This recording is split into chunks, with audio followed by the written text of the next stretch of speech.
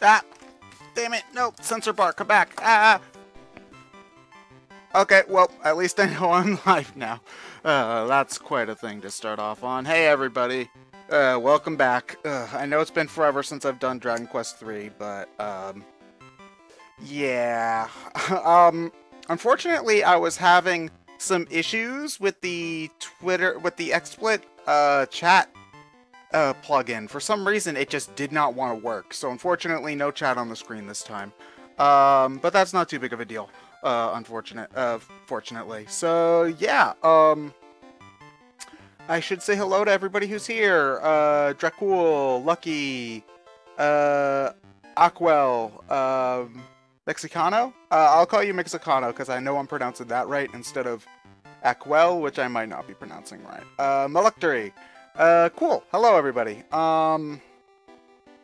So, yeah, today we're beating Zoma. For real this time. Yeah, last time we kind of got our asses kicked a little bit by Zoma. Like 3 times, even, and it was not fun. So today, we are going to ensure that we get Zoma's ass beaten really, really hard.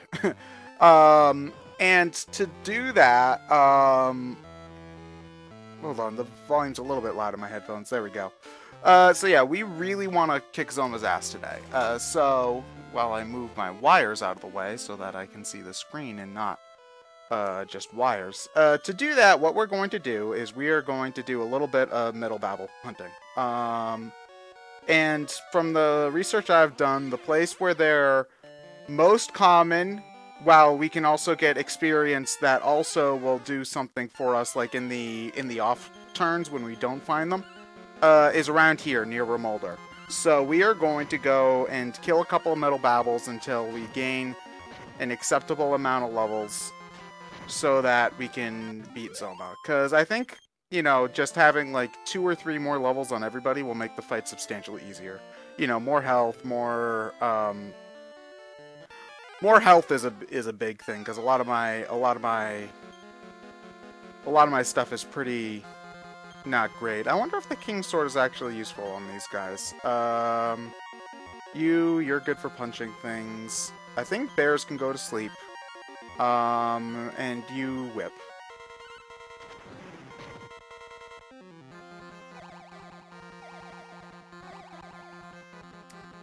Excuse me, Catherine. Okay.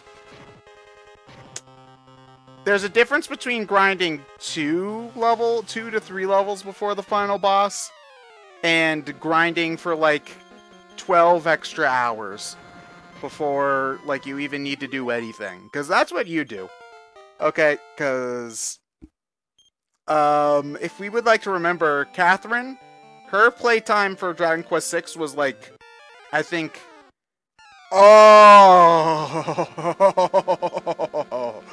Oh, that's nice. Okay.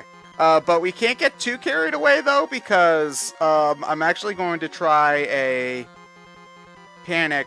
Okay. I'm actually trying a strategy that people use in speedruns. Okay, so if you confuse an enemy, and they attack another enemy, it actually bypasses the metal monster's weird defense resistances. So if chimeras can be confused, and we actually manage to get it to attack one of the babbles, then it could potentially one-shot one. So we're going to make sure that we do that. We're going to try that. Ah, damn it, it's not affected. Okay. Okay, good, we got 1. Okay, 1 stayed. Alright. Okay, none of my characters can use Poison Needle anymore, so that sucks. Ah, you jerk! Okay.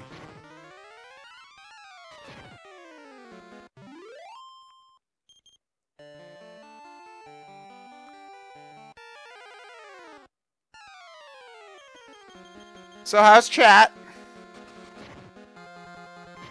Twix, for real this time. Sounds like fake news. Okay, you know, I really would have appreciated that crit last battle, but whatever. Okay.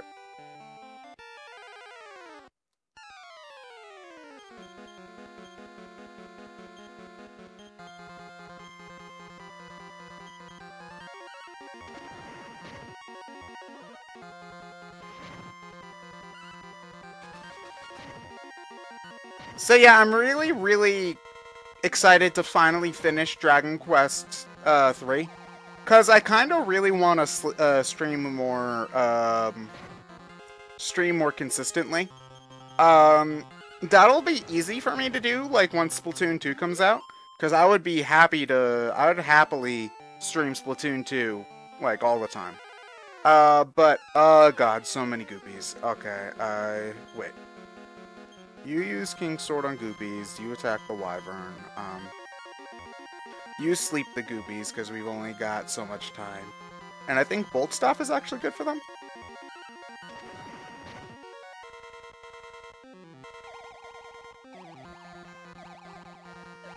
Psychotic, hello!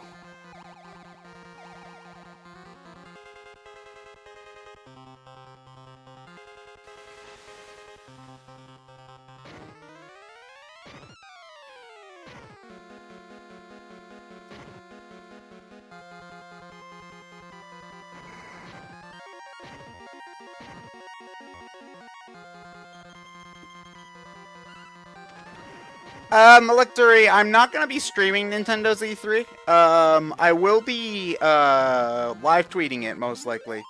Actually, what I would rather be happening is that it's so good that I don't need to live tweet and feel the need to snark at everything. But, you know, you can't always get what you want. So, yeah, that's what I would, I don't think my reaction on its own would be super interesting. So, yeah, of course I am going to, on Brain Scratch, we are going to do a discussion video on all of the E3 stuff eventually. Hopefully not too long after all of the stuff, like, ends. Because, well, finding the time for everybody to get together to do it is the most tricky part, but, yeah, I'm hoping that we can get that done relatively quickly this year, and that the discussion isn't like 6 hours like it was last year, because damn, it was obnoxious. Although the fact that we've got Sonic stuff this year that's probably going to be there is going to be adding to that time frame a decent amount, actually. Oh man, bowels are actually pretty rare over here. I'm going to try going north slightly and seeing if that increases their spawn rate.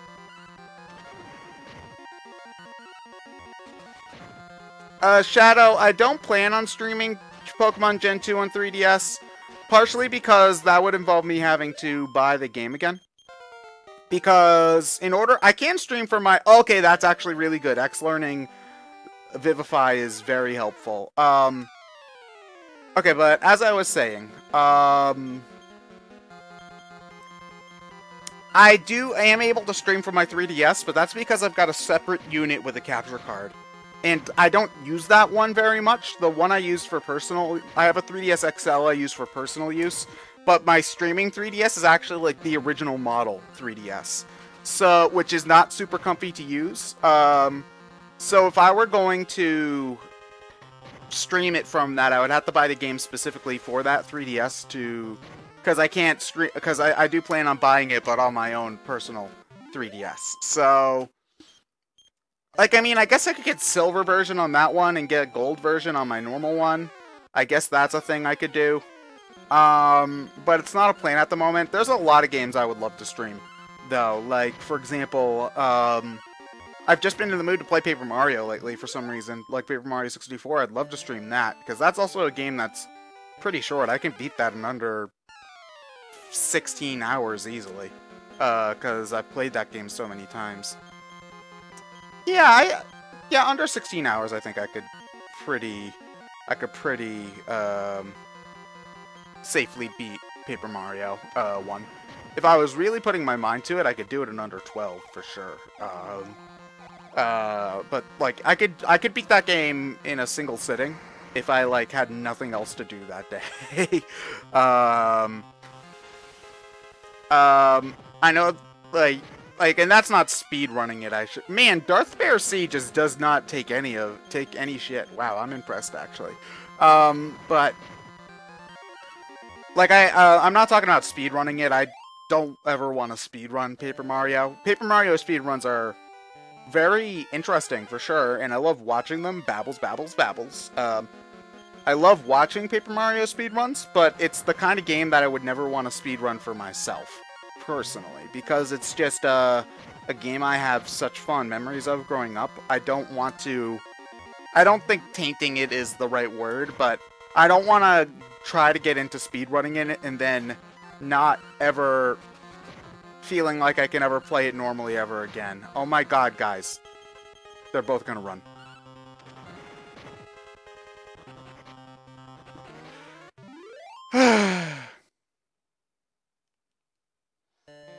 Melectory, you will hear much more about Platformania very soon. I'm super excited for the event. There's a lot of fun things in store for it. So, yeah, just stay tuned. It's going to be a lot of fun. Okay, you know what? I'm going to try the Panic All thing again and see if that actually works. Never mind.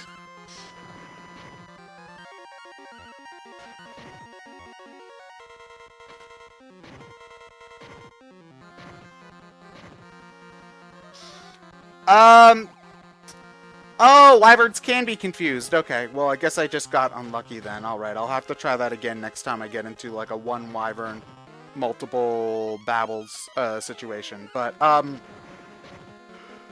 who said that? Tanuki, I actually have tried speedrunning the original Dragon Quest a handful of times. I have not been able to finish a run yet.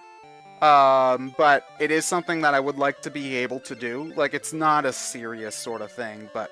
Eventually, I would like to, like, not only just beat a run, but I would love to be able to beat Dragon Quest 1 in under 2 hours. I think that would be awesome. Okay, Metabble. Hopefully Goopies can be confused. Crit! No! Okay, good, it stayed. That's awesome. Now, hopefully we outspeed whatever Goopy is going to be confused.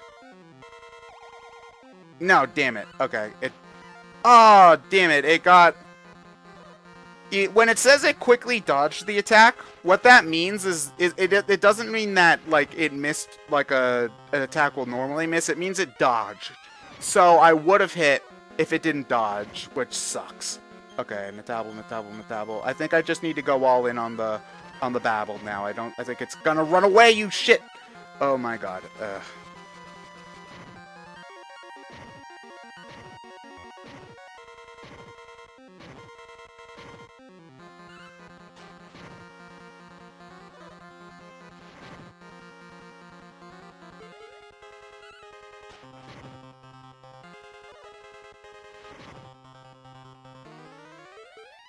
Okay. No, wait, no, I don't want to do that. I want to King Sword the... Okay.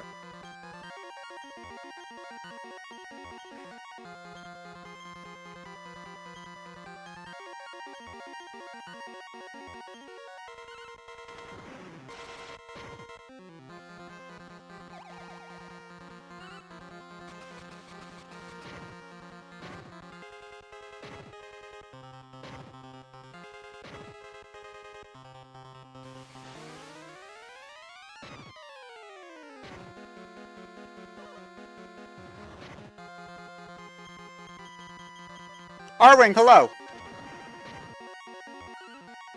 Shadow, Ultra Sun and Ultra Moon are kind of interesting. I haven't actually, it's weird, like, I mean, I'm sure they're gonna be fine. It's just, it's hard for me to get super excited about them when I know so little. That's really the big thing here. I think they're... Can these guys be thwacked? Let's find out.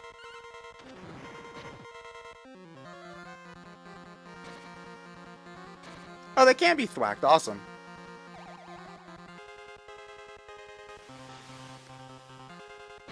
I know you guys are excited about Platformania, but I'll just throw all of my comments on it under the banner of we're going to be announcing stuff really, really, really soon.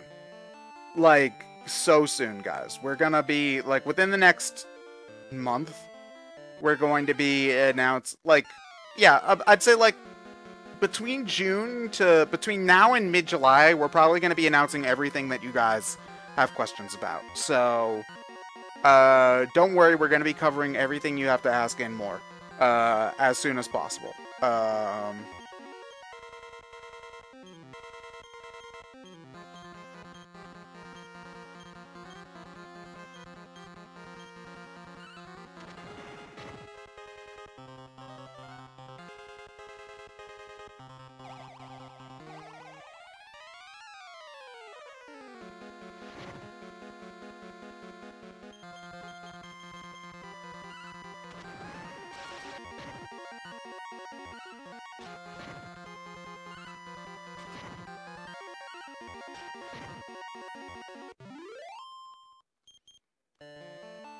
Okay, so this area doesn't seem to be doing much for me.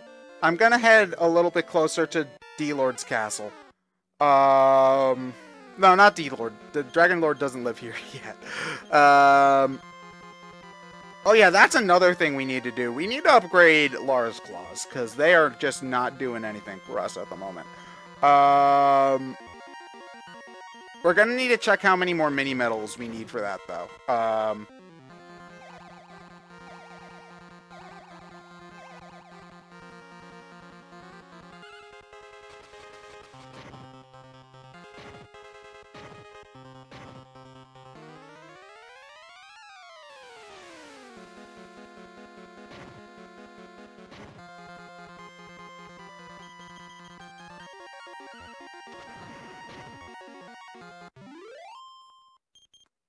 Yeah, Goopies are doing nothing in terms of experience. Okay. We are not actually going to Charlock yet, guys. We are just seeing if the grinding situation... Metal Babbles also appear in Charlock Castle. So we're gonna actually... I think grinding inside the castle might be a good idea. Because it's more about the enemies that we don't get on top of the... At the moment, it's more about the enemies we get on the, it's more about the enemies we get other than the Babbles than the Babbles themselves. Because we're not getting very many Babbles because they're really hard to get. So we're going to try to get, trying to go to an area that has more experienced enemies outside of the Babbles in order to speed up grinding a little bit. Triforce, hello! Nice to see you.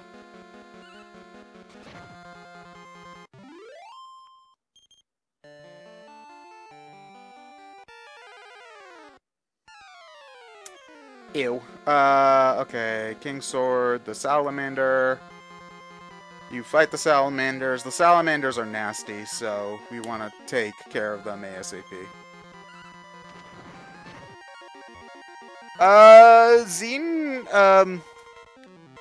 Zern Pharaoh? I think that's how you pronounce your name anyway. Only once. I've only beaten the game once. So this will be my second time beating the game.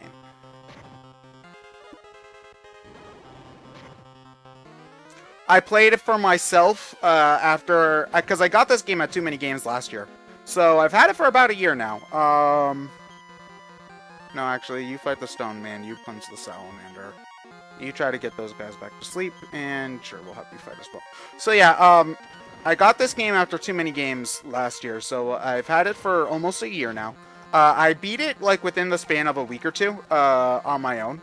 And around October of last year, I started streaming this, and I've been, like, very, very inconsistent with it.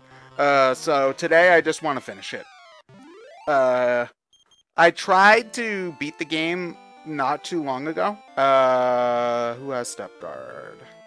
Probably you.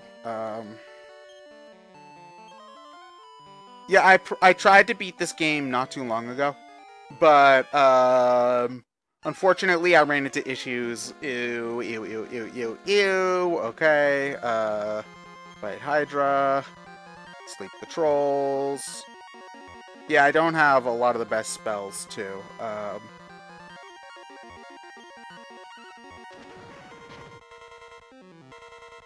EX Lucky, I'm not sure how they're going to handle the time capsule. I wouldn't be surprised if it I wouldn't be surprised if you had a different 3DS with the Virtual Console version of Gen 1 on it if it followed the same rules as it did in Gen 2.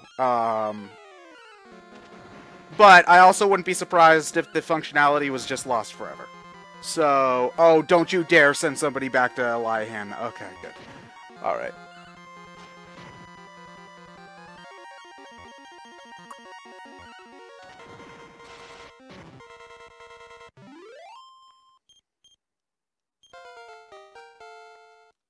Shadow, we're not super interested in playing ARMS. At least I know I'm not. And I don't think Catherine is either. But we do have Tekken 7, which we're playing on my YouTube channel at the moment. Unfortunately, we're going through story mode right now. Unfortunately, Catherine only has one PlayStation 4 controller. So, at the moment... Ooh, there we go, there we go, there we go. Okay. Metal Babble, Metal Babble, Metal Babble, Metal Babble. Jerks.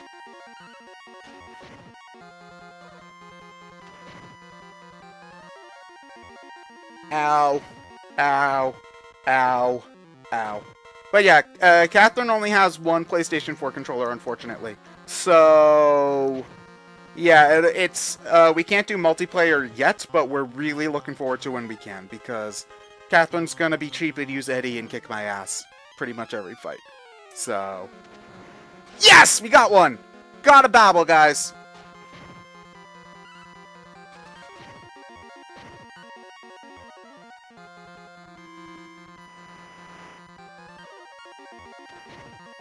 Oh, he brought the Babble back, too! That's actually awesome! That means we get a chance of beating it again. Okay, well, actually, at the moment, we should try to get the Archmages at the same time. You attack the Babble. I do not expect to get the... to get the Metal Babble again. Let's see if we can sleep the Archmages, and then, let's cast Blizzard. You know what? Why not?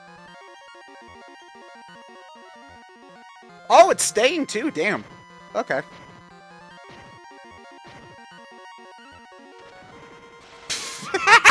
We crit it again. That's awesome. Oh, there. Can we go for Babble number 3, guys?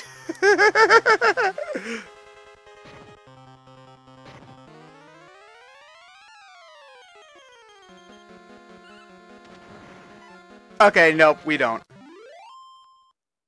Yeah. Two Metal Babbles by Revive. That's just amazing. That's just fantastic. Dracul, no, they've got... I'm not pronouncing it wrong, Dracul. That's just their name in this translation. They've been called Metal Babbles in other versions of the game. Also, Liquid Metal Slime. In Japanese, they're Hagure. So, really, I'm not wrong. I might not call everything you see here by the name you see on the screen, because there's multiple versions of the translation. These guys are also super susceptible to defeat, so we're gonna see how many we can insta-kill.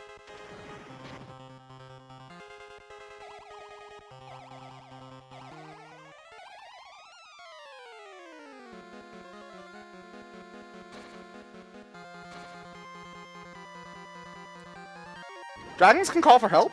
I actually didn't know that.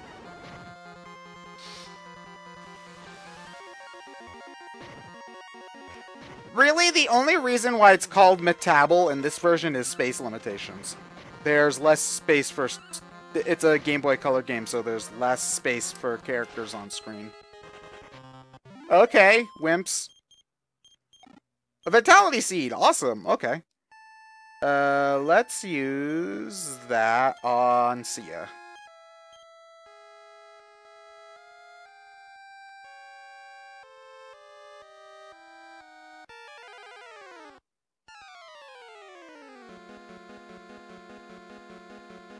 Yeah, Mega Nintendog, I believe Catherine is right in that pretty much the only tracks from Dragon Quest Builders are from the NES games. And that's because it's like a giant love letter to the NES Dragon Quests, especially the original Dragon Quest 1. Okay, we're gonna have Wax start casting Defeat now because Sia's MP is looking pretty low. So we're gonna want to conserve that. Mega Man 10 Dog, Dragon Quest Builders is, from what I've seen, a fantastic game. Although the controls are a little awkward, it didn't take me too long to get somewhat used to them.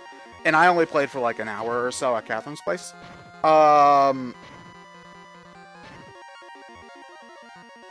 So, yeah,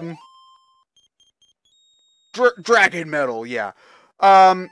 If you would like a good starting point for Dragon Quest, I always recommend Dragon Quest IV on the DS. If you can put up with a little bit of a slow beginning, I think that's a fantastic starting point, personally.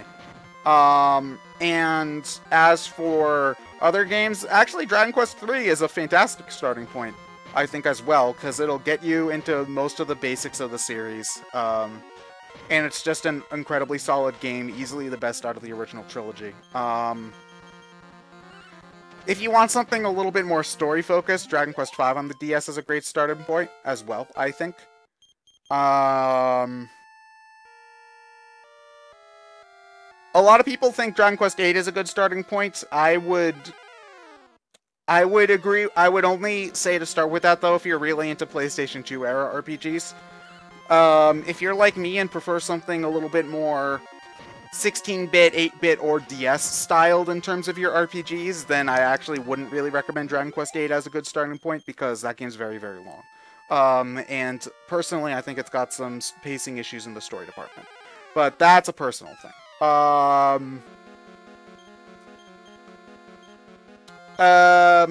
Games I would not necessarily recommend as a good starting point would be one or two.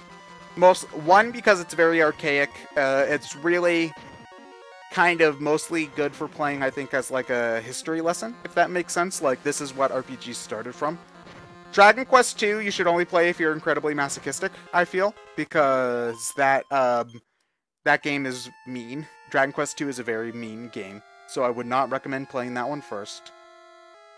Dragon Quest VI is an okay starting point. I just kind of feel like it's a very good game. I just think you'd get more out of it if you've played other Dragon Quest games first, because that game is also pretty tough. Like, not as hard as Dragon Quest II, mind you, but still pretty hard. Oh, please don't kill me, please don't kill me, please don't kill me, please don't kill me. Good. So yeah, not nearly as tough as Dragon Quest II, but I also think that you'll get much more out of Dragon Quest VI if you're already familiar with other mechanics. That's just me personally. Dragon Quest VII is not a good starting point because that game is long as hell. Fuck. Like, seriously, it's like a 100-hour game, even if you are familiar, like, even if you're familiar with how Dragon Quest games work for the most part, like, that's still easily a 100-hour game, so I don't really recommend that one for a first Dragon Quest game. I haven't played 9, so I'll get back to you on 9, but for good starting points, 3, 4, and 5, I think, are great starting points. 4 and 3 more than 5, but if you want something more story-focused, then maybe 5. Try that first.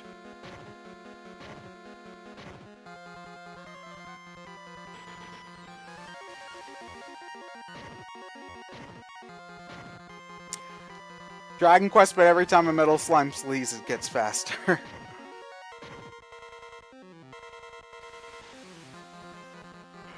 Okay, Melectory, you are right in that the actual final overworld area in Dragon Quest II is literally hell. I will agree with you there, but the Cave to Roan is just brutal. It's just mean. That cave is mean. Like, rooms that loop back to the beginning without you knowing it. Incredibly hard monsters for that point in the game, too. Let's not... Like, I know that the monsters after Roan are worse, but, like, still, those monsters are mean. Where is... Blaze... Do I have Blaze Most? No, I've got Blizmost. I do not have Blaze Most. Okay, well, we can Blaze more. That's fine, but yeah. Now, Cave to Roan is mean, but the area after Roan is even worse. So, it's kind of like, okay, out of the frying pan and into the fire.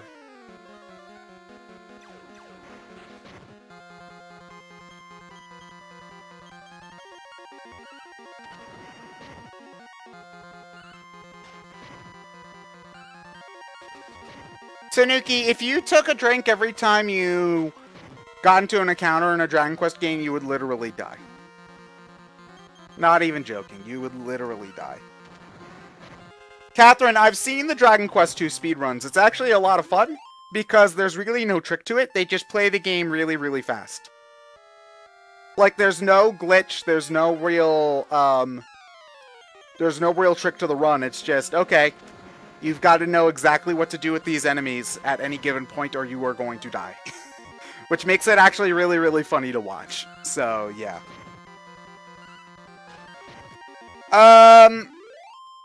Catherine, it actually if you get surprised by Hargon or Malroth, it depends whether or not you're screwed.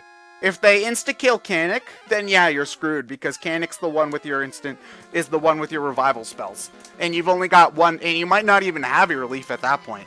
So, yeah, yeah, game is mean. Dragon Quest II is a mean game.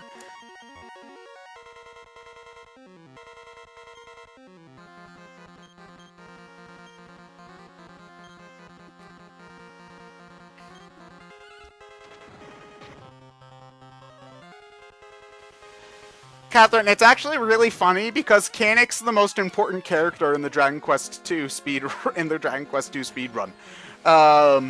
Really, like, his spells are the most important, because at the end of the game, you're using his defeat spell in order to grind dragons to speed up the grinding process. And he is the only one with the only reason why they grind to like level 25 with Kanik is because that's the level he learns Vivify, and it's like basically just impossible to beat Malroth and Hargon without it. So yeah.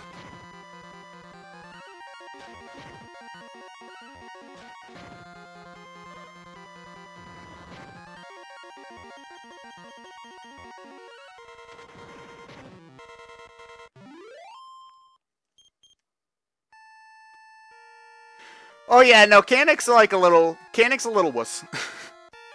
One of my favorite things is, a Dragon Quest 1 and 2 runner I follow named Starro Violence. You should check him out, he's a really cool dude. He made a bunch of GIFs from Theatrhythm, Dragon Quest.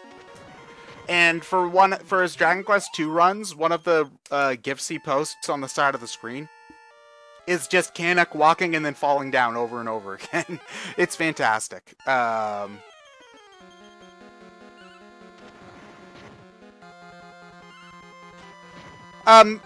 on board, it's actually funny. Kanik can equip the water flying cloth too.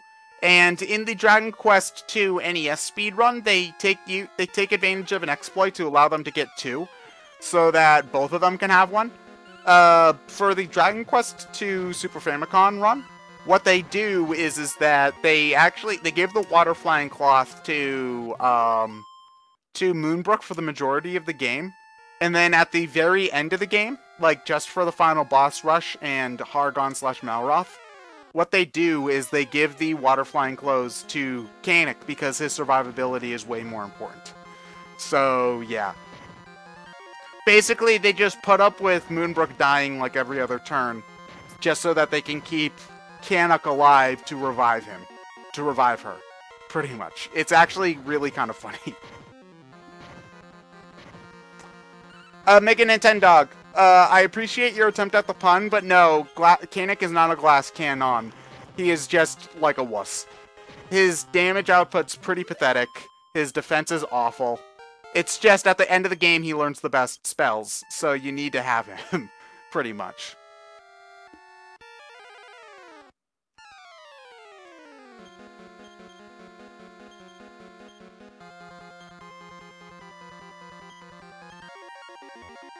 Oh shit, Sia's almost out of MP. Okay, we're gonna need to... After this fight, we're gonna need to head back to the inn and, heal up so that we can so that we can do a little bit more grinding. I think, like, one more round of grinding in here should probably be enough, I think.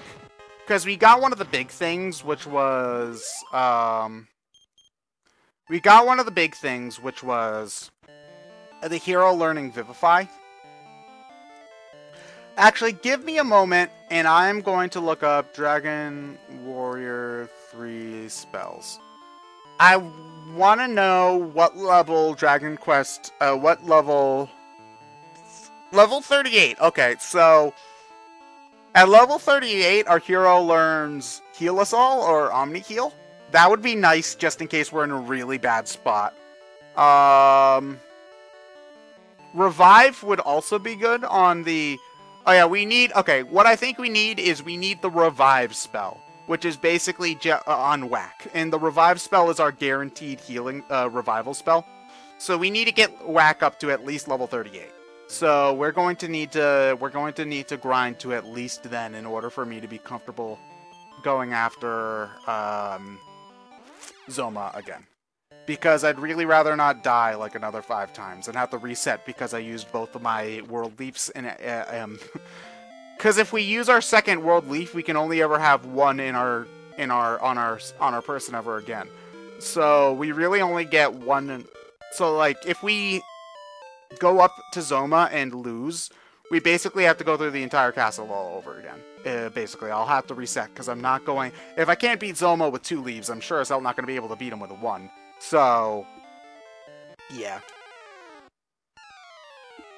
Ooh. Okay. Babble, babble, babble. Where's Panic Ball? Okay, Panic the Wyvern and hopefully... Crit! No, okay. Okay, 1 stayed. That's actually good. Oh, and the one we hit actually stayed. That's also good. Okay, this is actually... Okay. A few fled. Oh, 3 stayed. That's actually very, very nice. Now, damn it. I really wanted Sia to outspeed the Wyvern. Because if she did and she actually confused it... Okay. Now, what we really have to hope for is that enough Babbles stay so that the Wyvern will attack them. Please don't all flee. Okay, good. The one we actually damaged stayed. That's the most important thing. Okay, come on. Come on, come on, come on, come on. Oh, okay. Whoa, whoa, whoa, whoa, whoa, whoa, whoa, whoa, whoa, whoa, whoa, whoa. There, Babbles take damage from Fire Breath? What?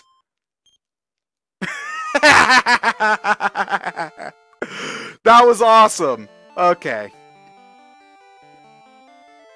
I thought that they were just screwed, but no, they take damage from Fire Breath. Wow. Okay.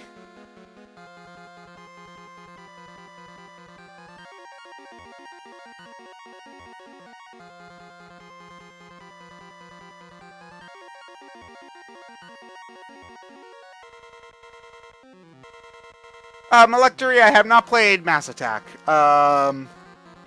It looks like it's decent, but not really my thing.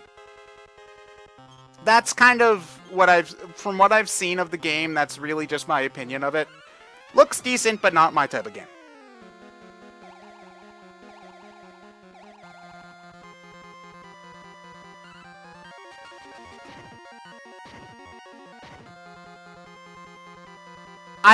You see, I'm so used to modern Dragon Quest where Metal Babbles are immune to pretty much everything.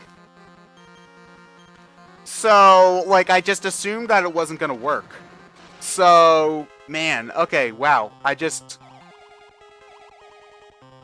It's just, wow, I'm so surprised, like, okay, so... Maybe staying out here is better if we can have a Wyvern Flame Breath, like, 5 Babbles at once.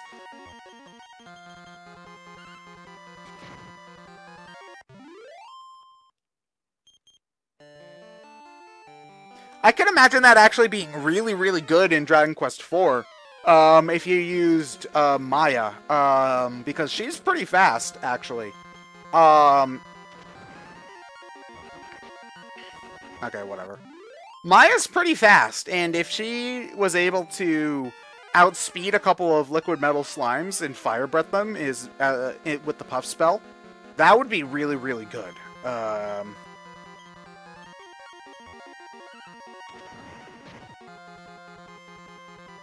Electri, I've heard the soundtrack before because I've watched Miss Anella's playthrough of it.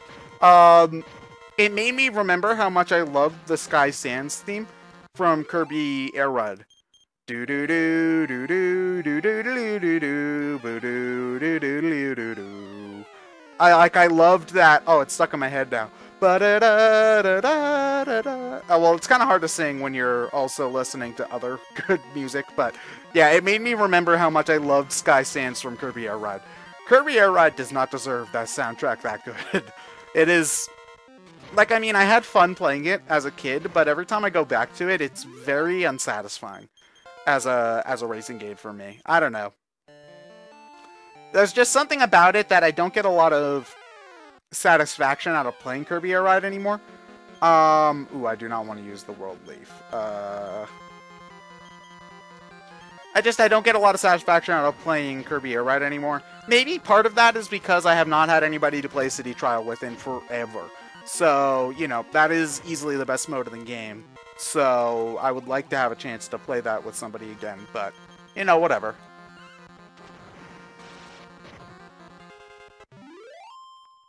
I don't know if B-Dragon, oh, they do learn B-Dragon. I don't think she has. But Sia is also very, very slow at the moment, so... I mean, I guess I could hand the Meteorite armband to her. But...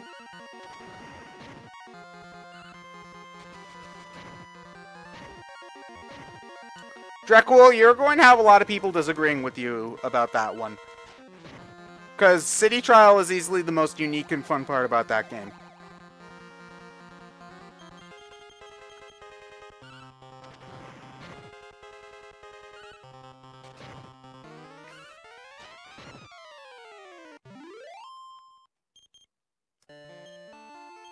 Nope, there's nothing there. Okay.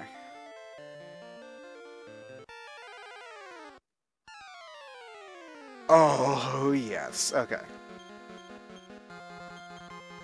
Wait, is Panic all, Nope, it's a mage spell. Okay, hopefully bears can be confused. 2, 3... Okay, good, we got one. Alright. Come on, bear, be confused. Okay, bear, beat up your friend. Oh, damn, it didn't die. Okay, come on. Yes, we got him!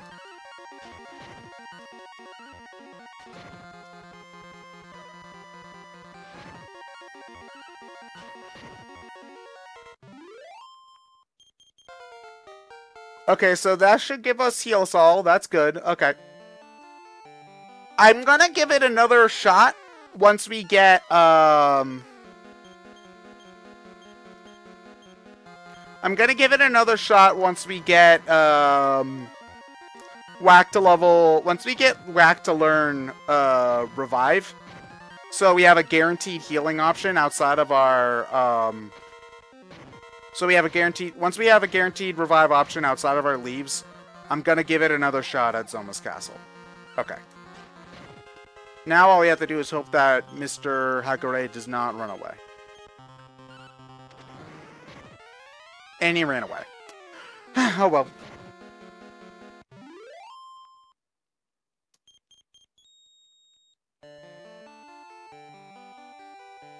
Gonna fight some more metal babbles.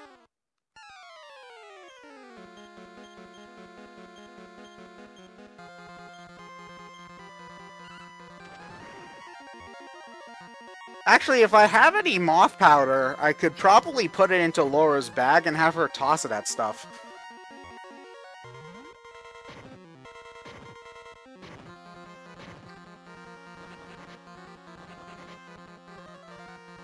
Oh good, it went before the other wyvern.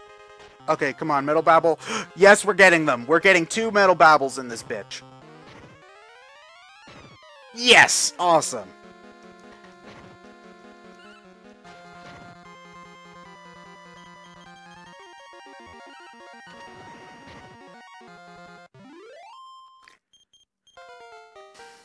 She got to level 34 and learned Heal Us! Ooh, that's good. That's actually very good. So essentially, the dragon. Yes, okay.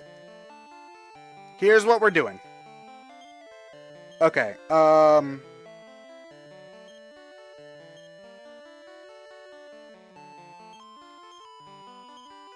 Okay, so Sia is equipping the Starry Bracelet so she can go faster and hopefully snipe some Metal Babbles with the Bee Dragon spell. And we're giving Laura Bug Powder so that she can confuse any enemies that we run into. Like any wyverns or bears or whatever that just happen to be. Oh wait, she's got all of it. Awesome. Okay, cool.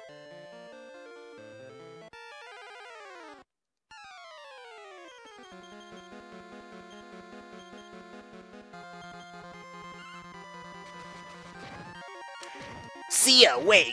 You can turn into a dragon? Why do all these characters get to turn into dragons, but I'm not allowed to? Man, it's just so unfair. Lizzie, come on, we gotta go sparring.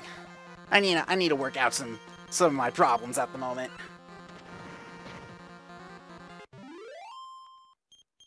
Okay, thank you for the heads up, Highwind. If any, it's just good to know that if any stick around, they're pretty much guaranteed dead on the next turn, you know? Because normally it's Callum, unfortunately we were not allowed to, Callum, unfortunately, we were not able to do a Name That Tune in May because I was so busy with Momocon.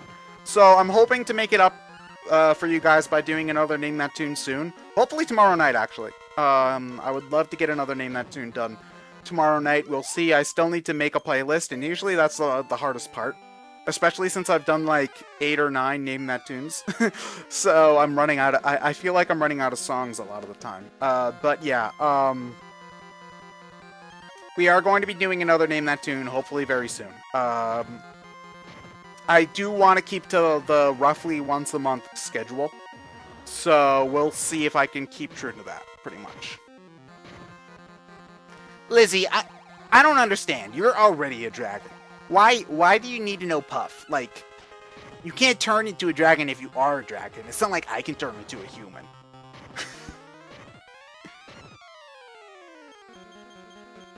What kind of fucked up abridged series did I walk into?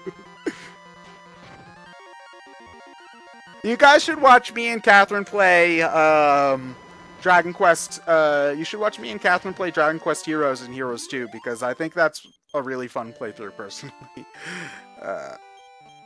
Heal all. You see, that's the great thing about having a hero at a high level is that he can be your backup healer because it's not like you're using his MP for a bunch of other stuff anyway.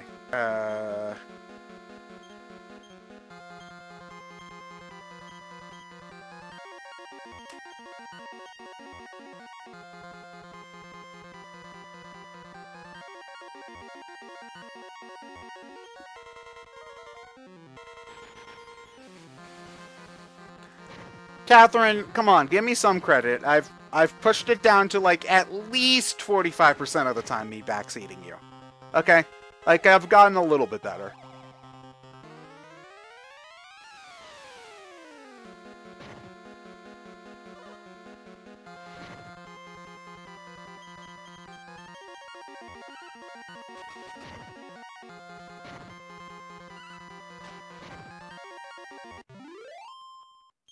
Okay, hold on, I just want to check something.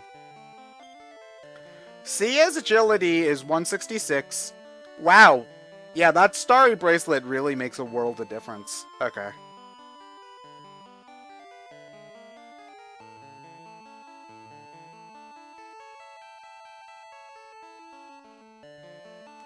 On a good day, maybe. Oh, Catherine, you and your sass.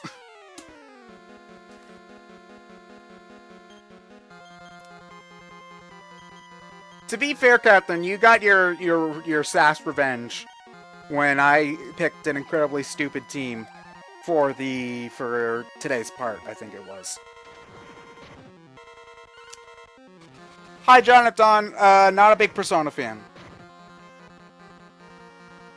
I tried Persona 3. I played it for about 20 hours, and it just isn't my thing. So, you know, it just is how it is. I am a big fan of some other Shin Megami Tensei games, though. I love Devil Survivor.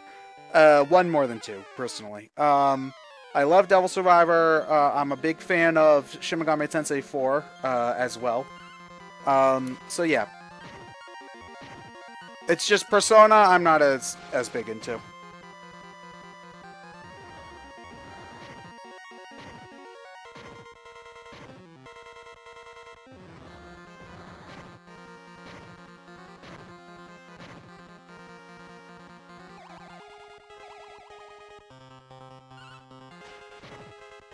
Catherine, I can't believe you unironically like Terry. Get out.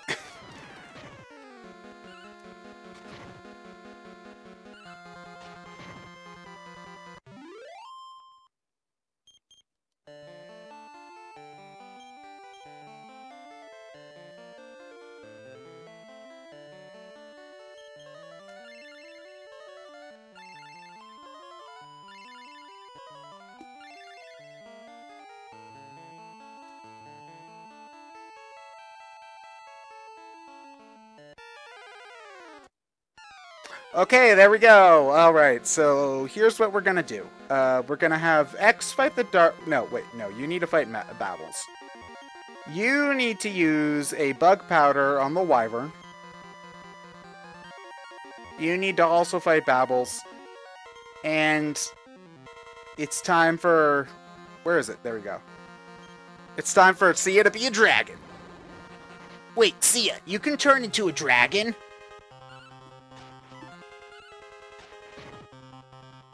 Okay, so we got one kill at the very least. That's good.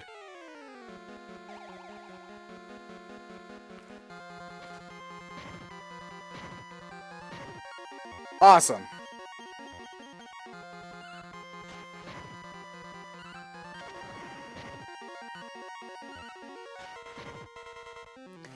Oh, Sia's... Oh, I get it. Sia's,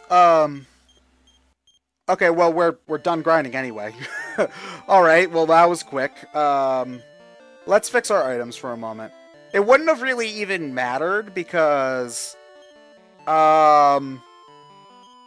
because her agility goes back down when she turns into the dragon. So... yeah, okay. Well, anyway, we got what we needed, so... let's put these back in the bag.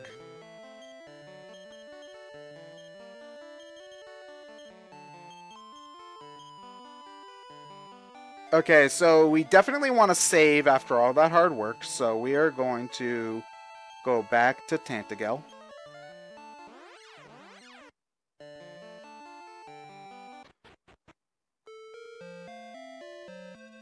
Catherine, I married Nera out of curiosity, okay? If I'm going to be playing the game 3 times anyway, I might as well marry all three wives, right? Right.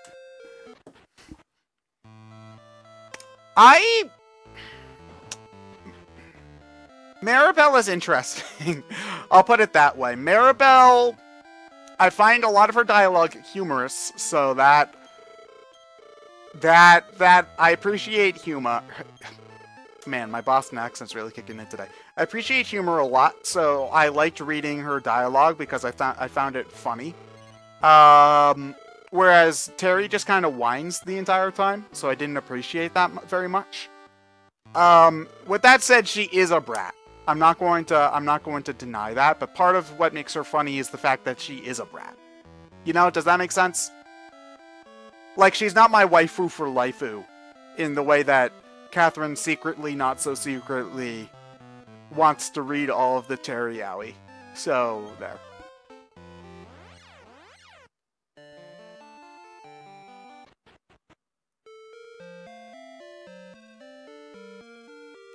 Catherine likes trash characters, confirmed.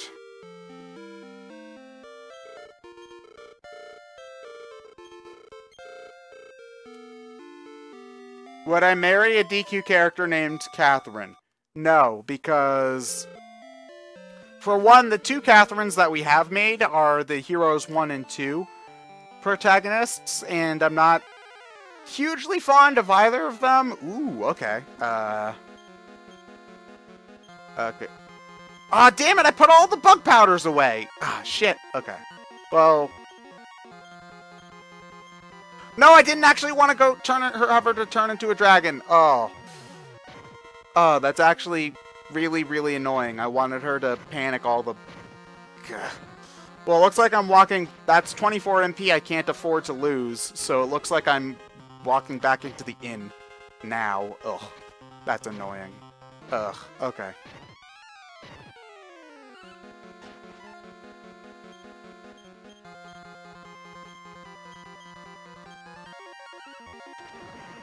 Please don't run away. Damn it. Catherine, nobody likes DQ Heroes 2 Catherine because she likes Cesar, who is also trash.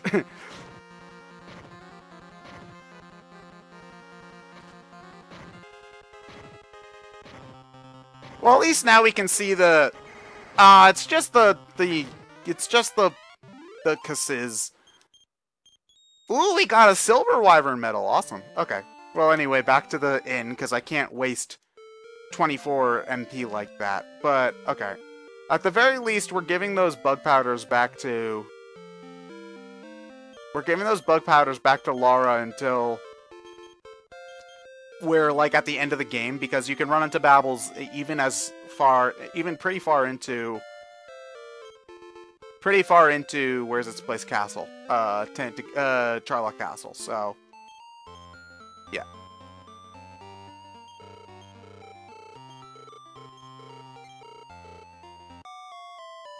Cesar is pretty dreamy, let's be fair.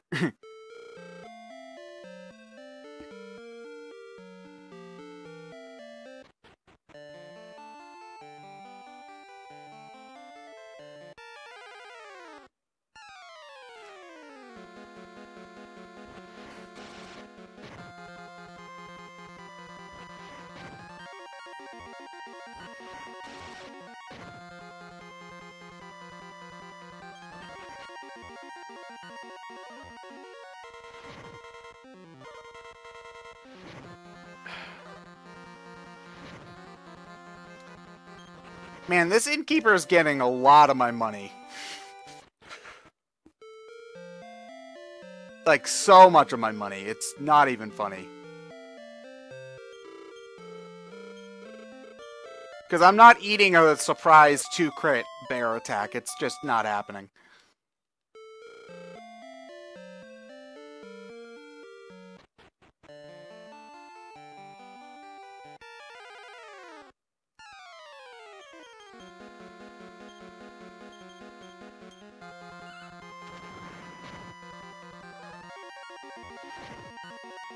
Okay, bears, attack the people who are supposed to actually be taking damage, aka Lara and X.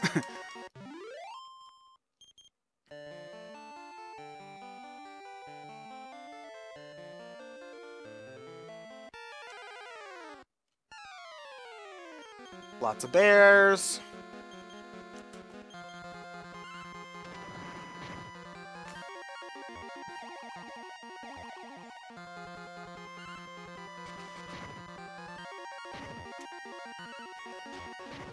I agree with Twix. The Gen 2 announcement was easily the most interesting one. Was easily the one that I was most excited about there. And it's, like, again, not to say anything bad about, what's it called? Not to say anything bad not to say anything bad about, Ultra Sun and Ultra Moon at all. That game will probably still be a lot of fun. The problem with it is that we know very little about it other than... Solago is trying to be a Dragon Quest, not a Dragon, a Power Rangers character. Please don't. Oh, you jerk. Okay. We know very little about it other than the fact that, Solgaleo is trying to be a Megazord, and that, Lunala likes wearing Hulk hands. That's basically all we know. And so it's very hard for me to be excited about a game where I know nothing about it. Like, unless if it was something that, like, I've been looking for forever. Like, if they had just said, for example, like, we're announcing a new Trauma Center game, then I would be excited. Like, I'd be over the moon, happy. But I wouldn't be able to, like, truly get into hype mode until, like, I knew that it existed. Like, until I saw gameplay stuff for it. Whereas for Pokemon, as an example, it's hard for me to get super excited about the new Pokemon game when I know nothing about it. Whereas with the Gen 2 on Virtual Console thing, I know that it's Gen 2 on Virtual Console, which I have wanted for forever, and also that it's going to have Pokemon Bank support, which is amazing. So I can get super hyped about that, whereas with Ultra Sun and Ultra Moon, I know nothing, and so it's hard for me to get excited. I think that makes sense. Okay. That Metal Babble basically guarantees a level up inside the castle, which is nice. Ringworld, I think it's going to be more, I think it's going to be much more in the style of, Black and White 2 than an Emerald, Platinum, Crystal, or Yellow. As a matter of fact, seeing as we didn't have a traditional third game, we haven't had a traditional third game since, like... Actually, yeah, we have not had a traditional third game since Platinum. I think they're never making them again. Because we didn't get one for Gen 5, we didn't get one for Gen 6, and we didn't get one for Gen 7. So, I think expecting one ever again is... Okay, I guess I should rephrase that. I think we shouldn't expect another one. They could very easily make another one, and I wouldn't be surprised if they did. We can't assume that anymore, I think. Assuming that they're going to make a Stars or, like I know that X and Y is old now, but like a Z version. I don't think expecting that is smart anymore.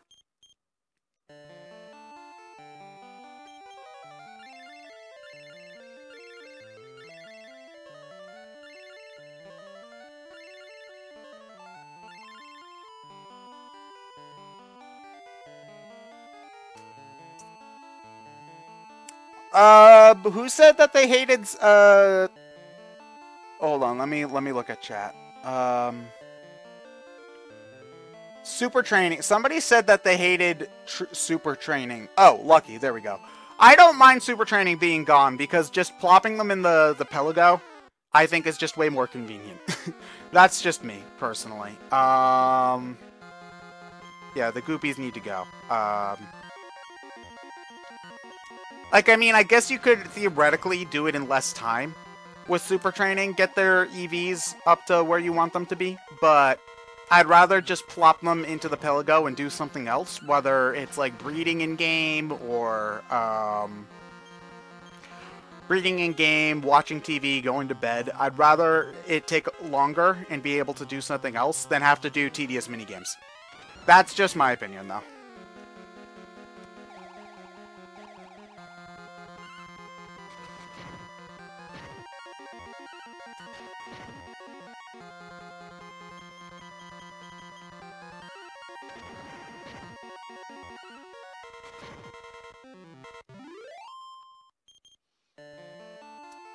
It is actually, somebody mentioned hidden abilities. It's going to be really nice being able to get a bunch of hidden abilities semi-easily now. Because one thing that I really that's really annoying whenever I'm trying to breed a Pokemon, since I've been trying to do that a little bit. Ooh, Goldman. He is super shiny. I love Goldman. He gives lots of money.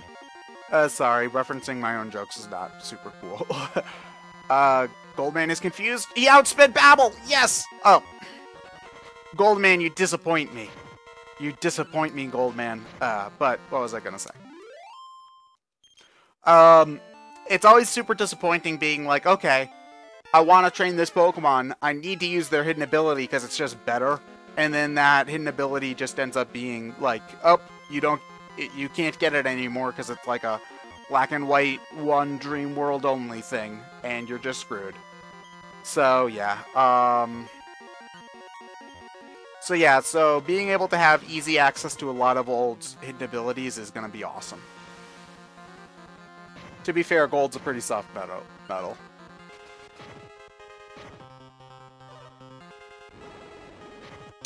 That is a fair point, Lucky, but since you can make so many berries so quickly and easily, with Pelago, like, I've got several hundred of each type of berry, and it also increases happiness, too. So it's like an extra bonus if you're trying to, like, use return or something like that. So, it's a little bit more tedious, but it probably honestly takes less time than trying to play the minigame anyway. So, yeah.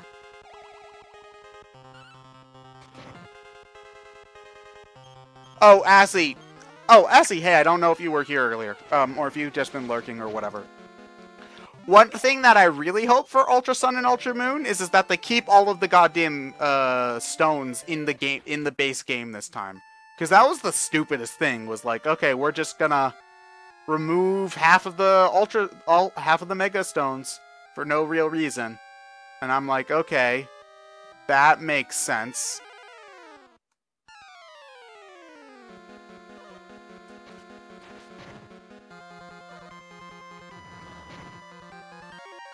Whoa, Lara's defense must be rocking if she can only take 2 damage from a Troll King. Wow.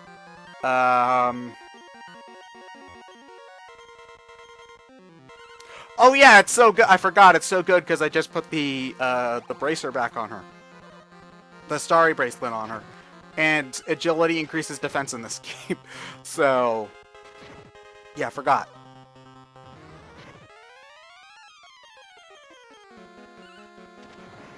Maybe someday I'll do a Sun and Moon Nuzlocke. We'll see.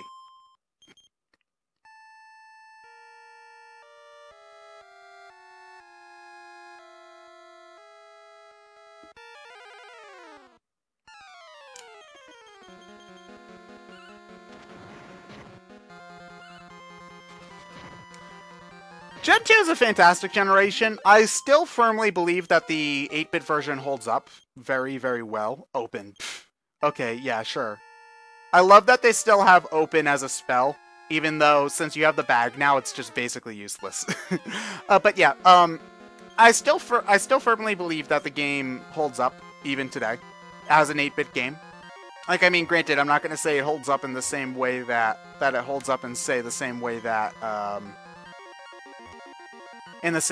like, Heart Gold and Soul Silver holds up, because all things created equal, all things created equal, the remakes are just better.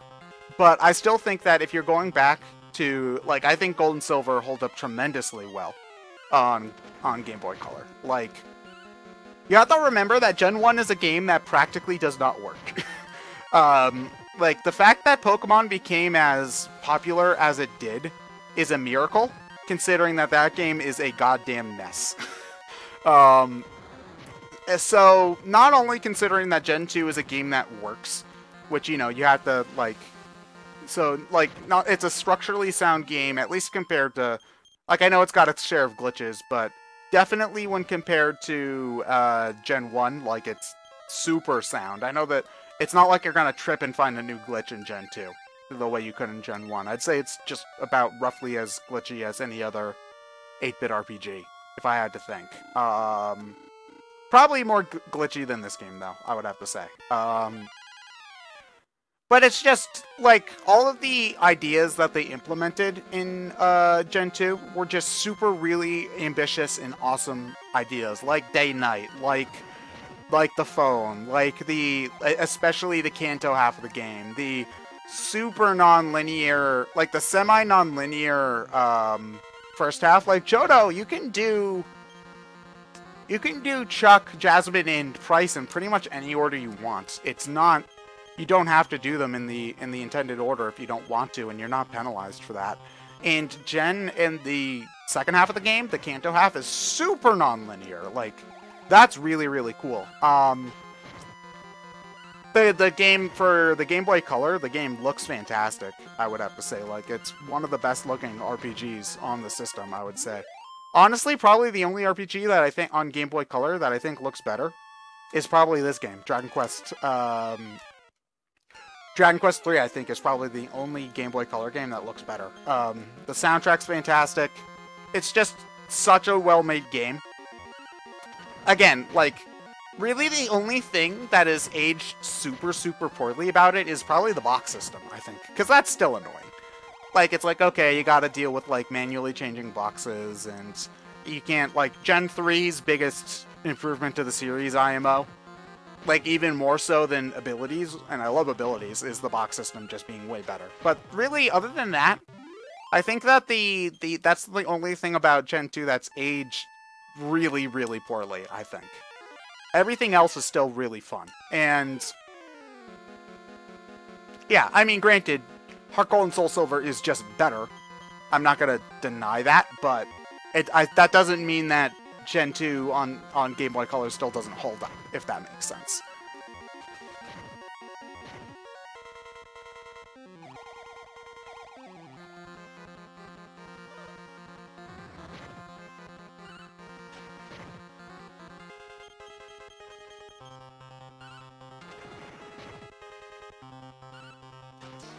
Yeah, Tanuki, it's kind of weird. Some series, it depends on where, I get where you're going at, where, like, for a lot of series, the second entry is like, such a huge improvement over the first one. Like Mega Man or Street Fighter or Pokemon. I think really what determines that is, like, whether, like, what they try to do with the sequel, if that makes sense. Like, for Mega Man and, like, Street Fighter 2 is just basically an entirely different game than Street Fighter 1, so I don't know if that counts, but for Mega Man 2, Pokemon Gen 2, for those types of games, they tried to refine what they were doing with the original, whereas games like, say, Mario 2 tried to do something completely different. And, it's just a...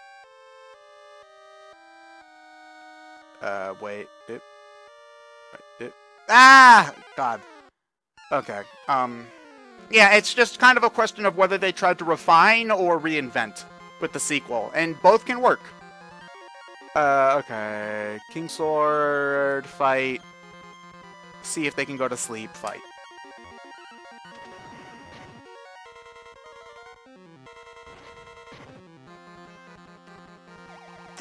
Catherine, part of it's just nostalgia, I will have to admit. Like, you know, you want to go back to the 8-bit... Like, because honestly, I do think that there is a certain charm to the 8-bit graphics for Pokemon. Like, I hope that that's not just me, and it's not just nostalgia, not just nostalgic-asming. But, you know, there is a certain charm to the 8-bit graphics in Pokemon. There's also the, damn it. Okay. How do I get back up? Oh, wait, it's here. Yeah, there's a certain charm to the 8-bit graphics for Pokemon. And also, this might just be me, but a lot of, although a lot of the remixes in Heart Gold and Soul Silver are really, really good, I actually am not a big fan of a lot of them. Like, for example, the rival battle theme in Heart Gold and Soul Silver, they just randomly go to a xylophone for, like, the and it's like, this is your badass rival theme and you're using a goddamn xylophone. What's wrong with you? No. Ah, I hate these things. There is a way where you can just walk straight up, hold straight up on the control pad and do this, but I don't really remember how you're supposed to do it. Dip.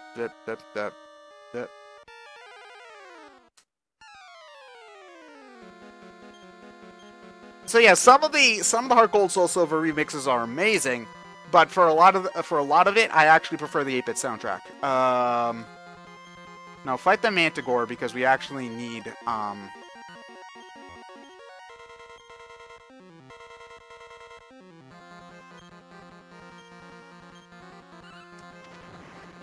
Xylophone worked great for One Wing Angel. Why not for Silver? Okay, point granted.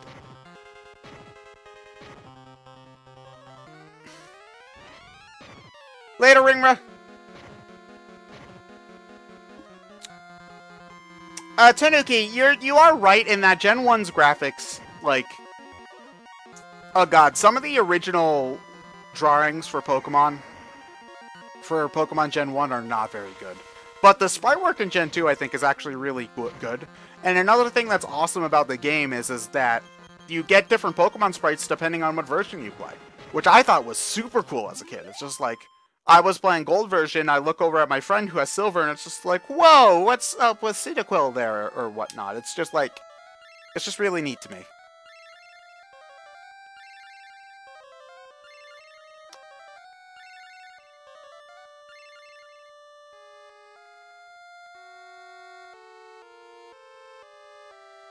Ah, damn it. Okay.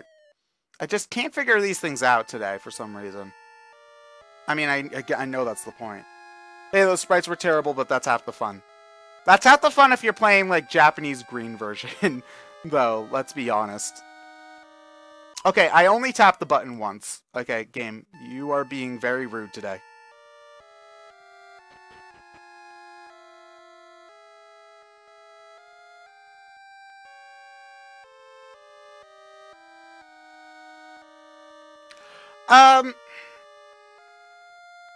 Lucky, actually, I'm not a huge fan of how Heart Gold and Soul Silver made Ho-Oh plot important.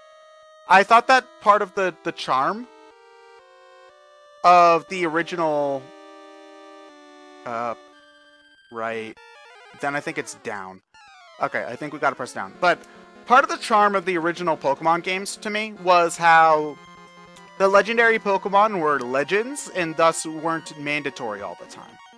Like, you don't necessarily, like, you hear about Ho-Oh, and you hear about these legendary dogs and whatnot, but that doesn't mean that you're going to necessarily find them. It's something that you have to look out for in the world and discover on your own, which I thought is personally really, really cool. Like, I mean, I know that there's a climactic element to the story, where, like, you know, yes, we did it. Okay, up, right, up, up, up, up. Oh yeah, I remember that. Okay, there we go. I know that there's a sort of climactic element where it's just like, oh, it's the legendary Pokemon, but it does get kind of tired after a while. Where it's just like, okay, you know exactly what's going to happen. So, ah, damn it, dead end.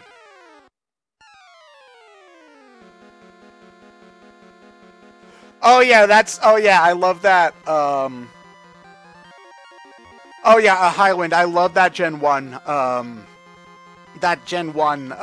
glitch list, where it's just like, Blizzard is 90% accuracy. This isn't a glitch, it's just wrong.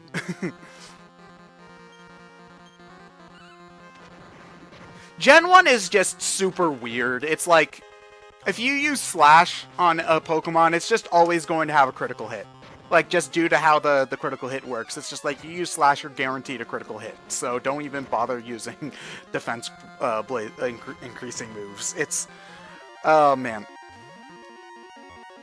I do not feel like dealing with Swordoids today. Yeah, it's just kind of one of those things where for Gen 1, I feel like going back to the 8-bit version is like pure nostalgia. Like, that's the only reason to go back to it. Whereas for, say, Gen 2, you can go back and it's still a solid game. I mean, you'll get more out of it if you do have a connection to the original, but like, for Gen 1, I feel like there's no reason to play...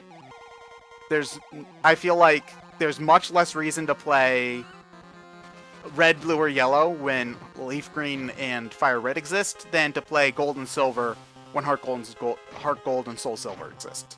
I think that makes sense. Leech Seed and Toxic is broken.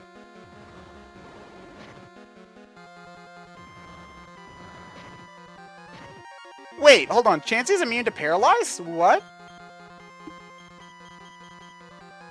Chansey, is that... oh, Ho-Oh's theme is freaking amazing in Heart Gold and Soul Silver. That is true. But, whoa. Highwind. Explain that to me again. Chansey's immune to Paralyze? What? That is something I do not understand.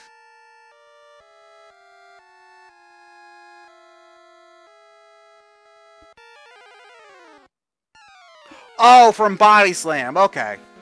Alright. Thank you.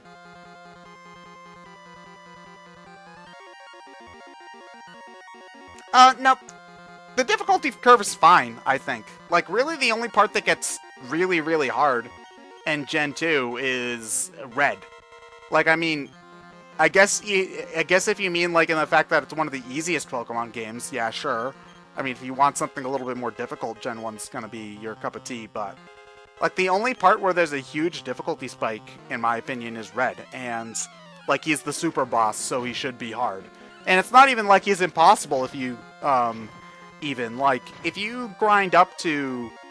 You can be at, like, level 50 or so and beat red pretty... Like, maybe not easily, but you can do it. I did it for the Brain Scratch run. I beat red at, like... I didn't really grind for red at all. I just beat him with my team, and I won. There was a decent amount of luck involved, but... Oh, okay, we are putting that in the bag, because that is not bueno. Like, I mean, I guess, do you mean, like... I think in the remake they did up a lot of the trainer levels in Kanto to make it so that you gain experience a little bit faster. Like, that's a little bit annoying, but... Like, it's still, I think, a fantastic game, all things considered.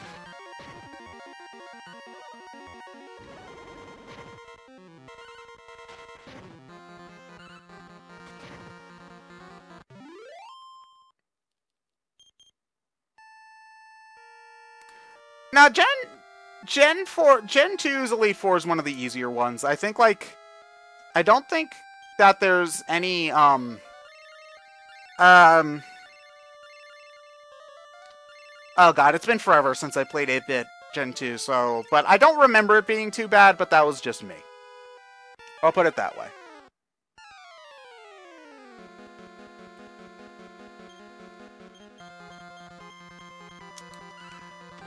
I mean, I get where you guys are going for where gaining experience in Gen 2 is pretty tedious, but... I mean, granted, that's how it is in every Pokemon game. Like, if you're trying to raise something up past, like, level 60, you're gonna be there for hours. And it's not fun. Like, I was doing that for... Like, that's one of my least favorite things about Sun and Moon at the moment, especially since that game has that weird experience curve system. Is that, like, trying to get a Pokemon to level 100 so that you can Ultra Train it is a nightmare. I hate it.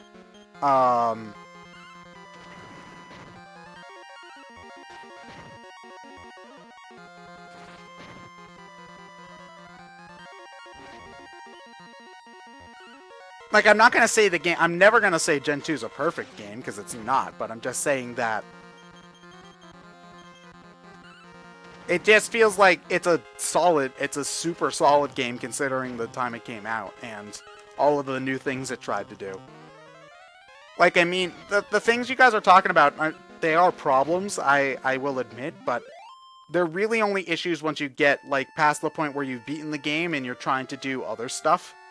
And honestly, I've kind of come to the conclusion that,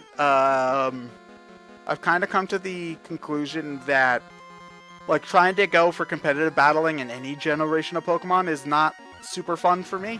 So, like, it's like, okay, trying to raise your Pokemon up to level 100 is really, really annoying.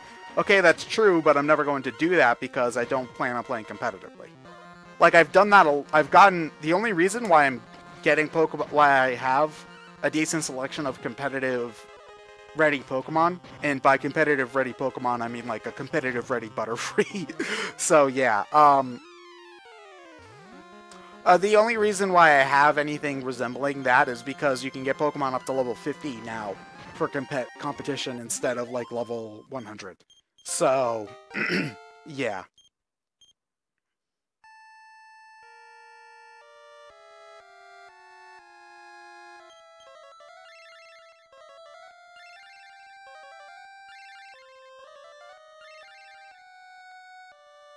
I agree with you that red is the end of the game, but also, like I mentioned before, you don't have to be level 70 to beat red.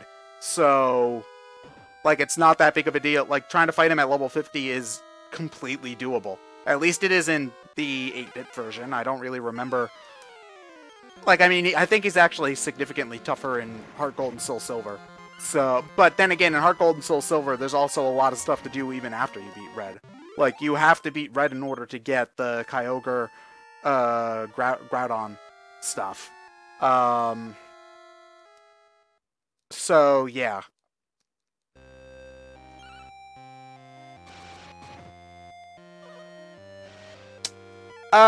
Tanuki, which game would I say is the hardest and which is the easiest in terms of main campaign?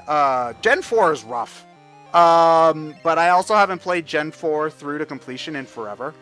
So, out of the games that I'm familiar with, I would say that Gen 1 is definitely one of the hardest. The rest are all pretty comparable. Black and White isn't easy either. It's rough. It's relatively rough, I would say, especially with those final couple of battles.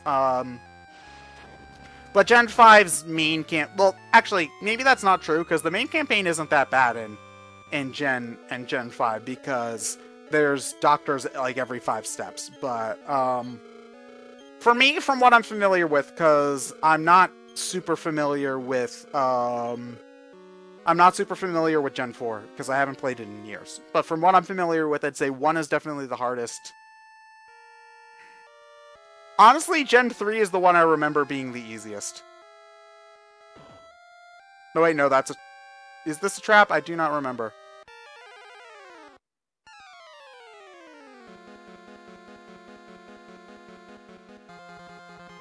God, this is a gross fight.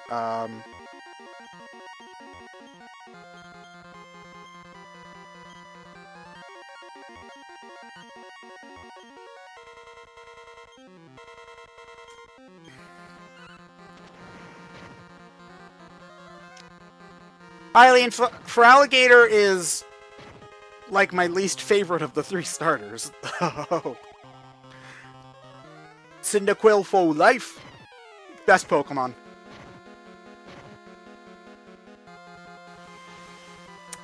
The only reason why I hesitate to put Gen 2 as the easiest is Red. Because if you do want to beat Red, then the game is very, very rough.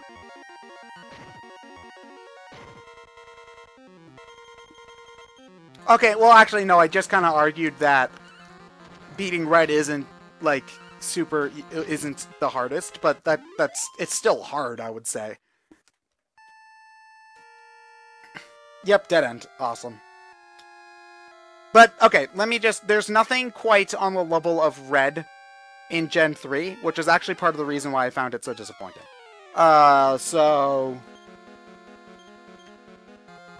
Yeah, 3 is the one I remember being the easiest. Sorry, I'm not making a lot of sense today.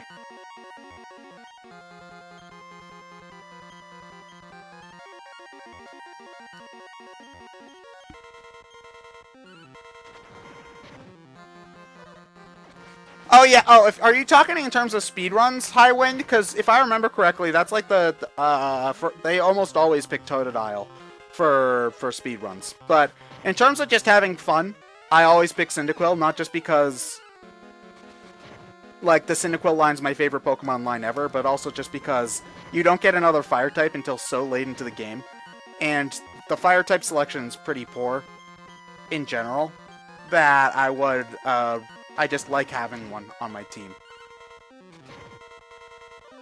Please don't attack Sia. Please don't attack Sia. Chikorita's adorable, okay? Chikorita is adorable. Totodile is the kid that got made fun of at school. Alright. Typhlosion can learn Thunder Punch, fight me IRL.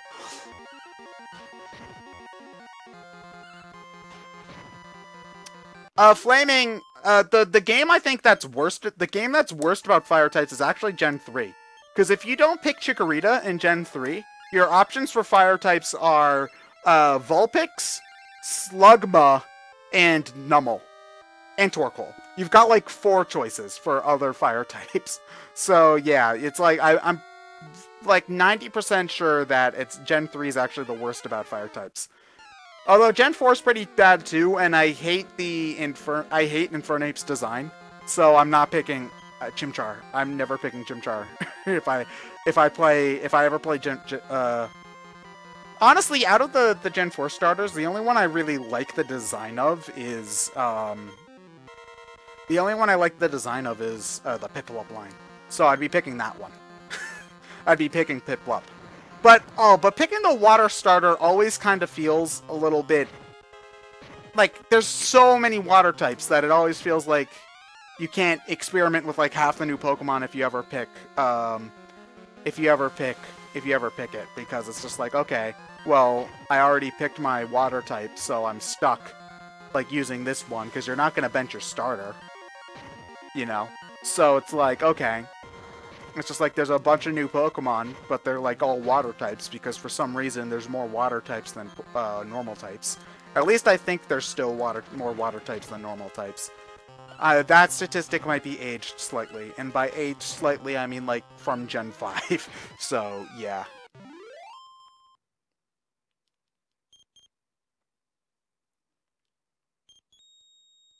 It's really only starter and Ponyta?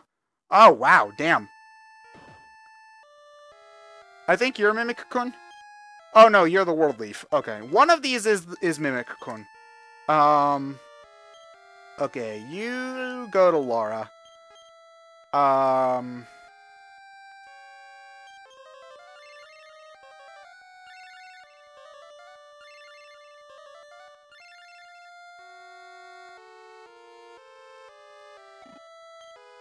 Got a mini medal.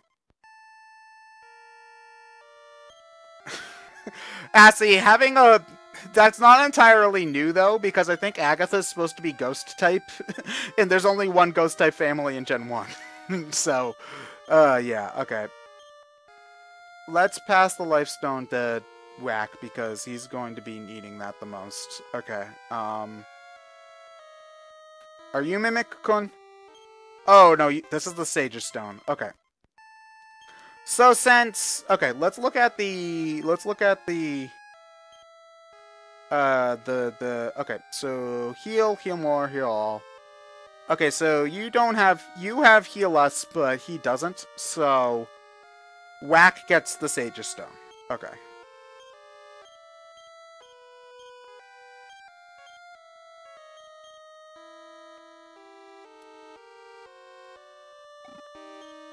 An extra Wizard's Ring. Okay.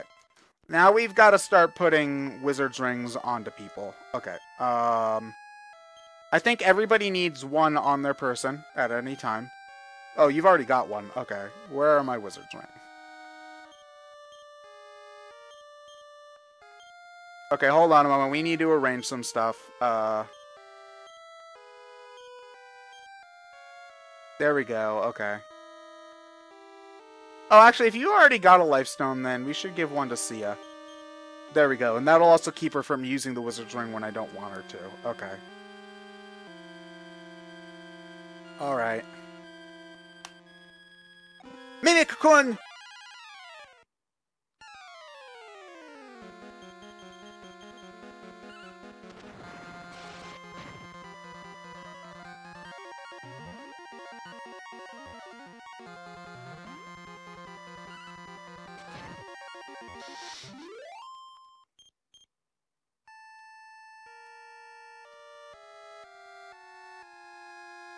Psychotic, you are wrong. Okay, first off, Oshawott is best Gen 5 starter, and Popplio is best Gen 7 starter. Cause screw that little pompous owl fuck.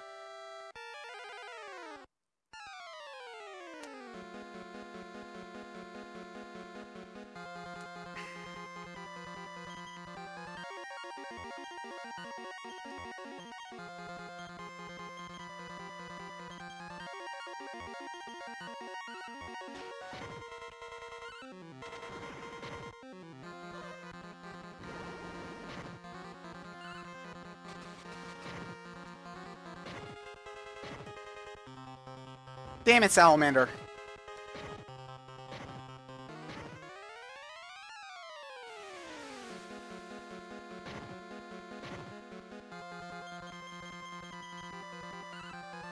Why would you use Decidueye in the generation with Mimikyu? Good point, Super Flaming. It's a good point.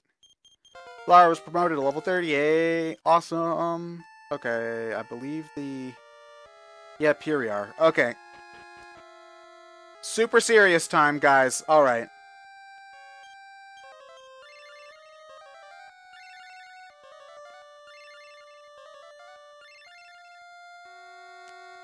Alright. Okay.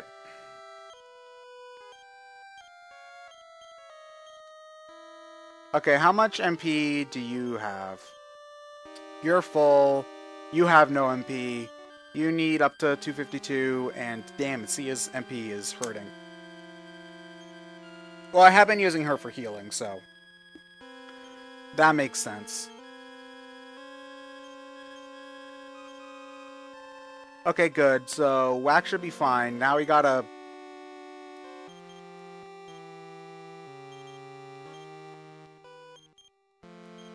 one of these is probably gonna break.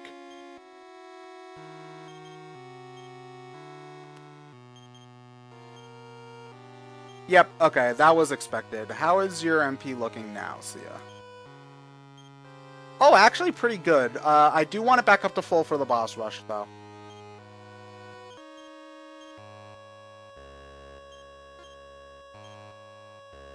Okay, that should be good.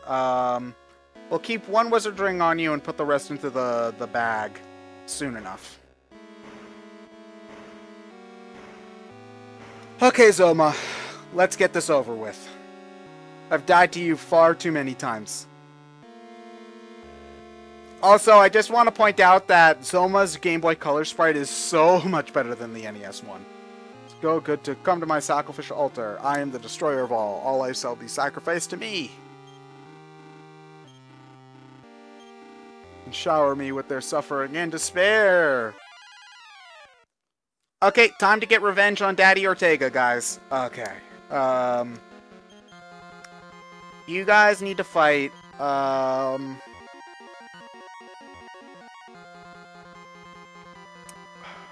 Okay, we're gonna have you use Barrier, because that's Insolotl. I think, where is Bikel? Or Twin Hits, here it is. We're gonna use that on X.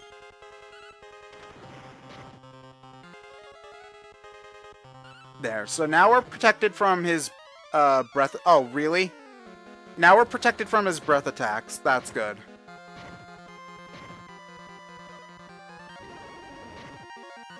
Okay, so now we're gonna do fight,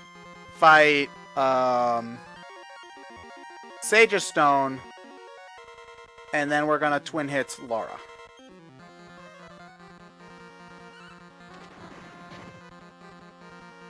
Zoma's up there as one of the hardest final bosses. Also, the final boss of, DQ6 is also not easy either. Sage's Stone, we'll stage staff Lara, too. Critical hit, yes!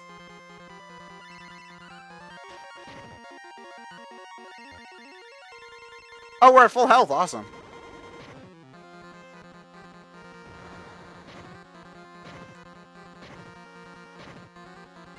Okay, fight. Sage's Stone. Let's see if we can sap him. Oh, another critical. Nice. Awesome. Okay, he should be down any second now. Oh, I should have done that earlier. Okay, cool. Alright, we got him. Alright. Okay, this next one's the hardest one of the boss rush, easily, so...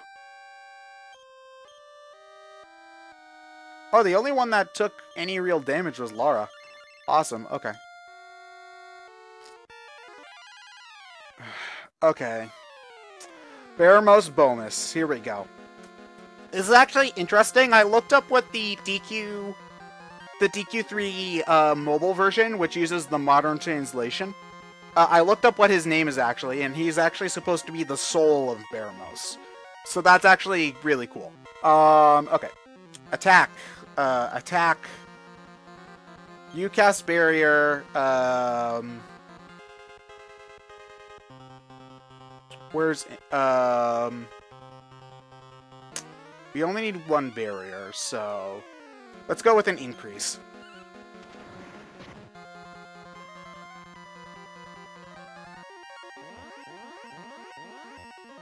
Unfortunately, there's no real way to mitigate spell damage in this outside of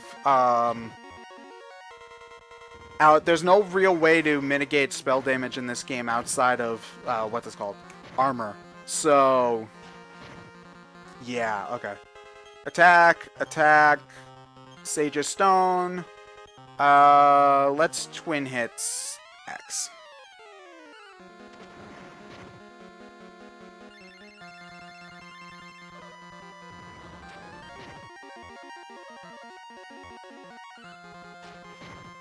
Okay, so fight, Sage of Stone, Sap.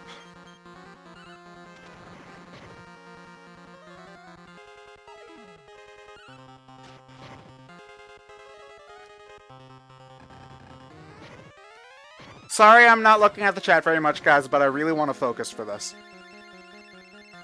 Okay, fight. You need to keep using Sage of Stone. Let's twin hits Laura, finally. Oh, she went before Laura, weirdly enough. Okay. That, like, never happens. Oh, that was a waste of a... Okay, good. That's actually good, because now I can confirm that we can go into the third boss with full health. That's awesome. Okay. This is... His official name is Baramos... Bones of Baramos in the newest translation. I think he was called Baramos Zombie in the original translation.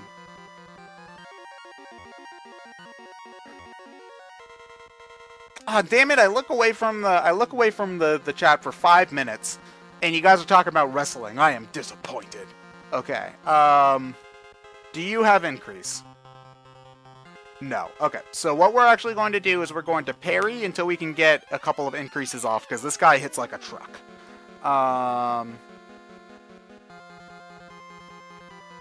Except you don't know increase, because you're a... Okay. New plan. We're gonna...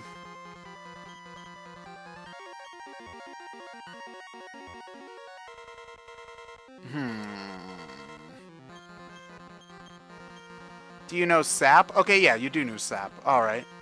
And then we'll have you use Increase.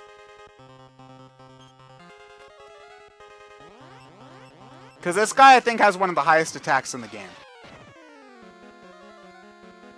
Oh, yeah, no, he's got minimum defense. Alright, I forgot.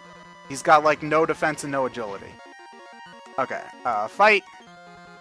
Fight, you just use the Sage of Stone, yeah. Let's cast another increase.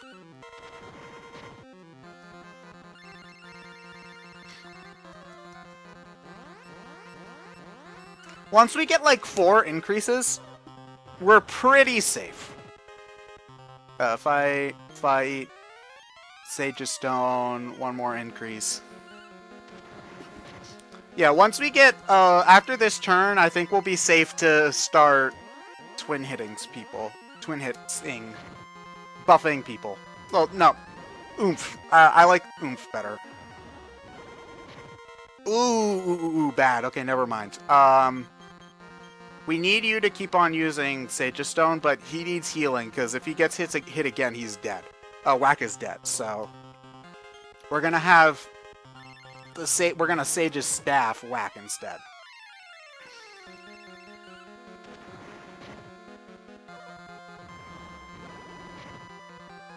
Okay, fight, Sage Rock. Oh, no, I didn't mean to increase again. Damn it. Well, now we're super-de-duper safe.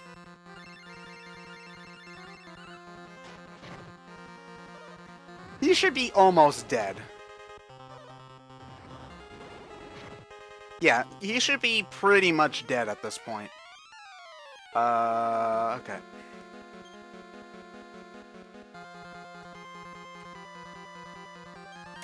X, yeah. She's more likely, we're more likely to get the benefits this turn if I have her do it on X.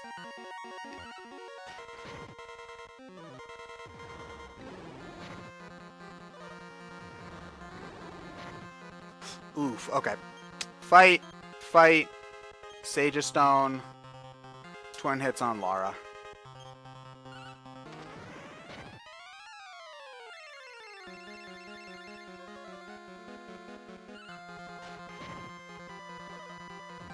Okay. Sage's Rock. Let's just use the Sage's Staff on Whack to make sure that he's at full HP.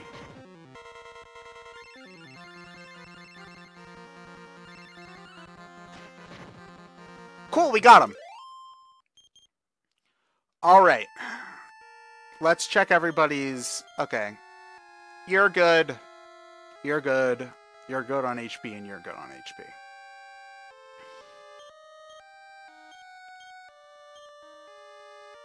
Okay. So he'll keep that just in case he needs...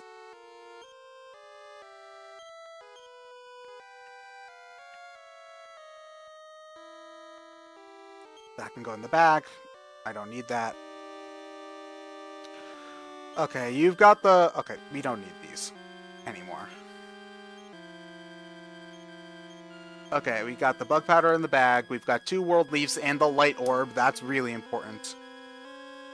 Mist Staff, which we're not going to be really using, but whatever. Sage's Rock, Sleep Staff. That actually, we can't put him to sleep. Okay, but let's use these Wizard's Rings. Oh yeah, you must be full on MP then. Okay. Okay.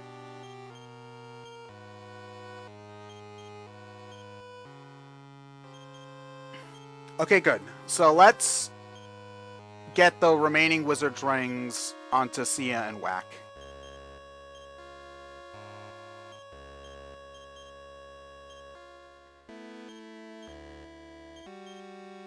Okay. Now, we actually really need Sage's Rock to be on the bottom. This actually can go into the bag. We're not putting him to sleep. We're not putting Zoma to sleep. Okay, that should be good. You're good. You're good. Okay, guys.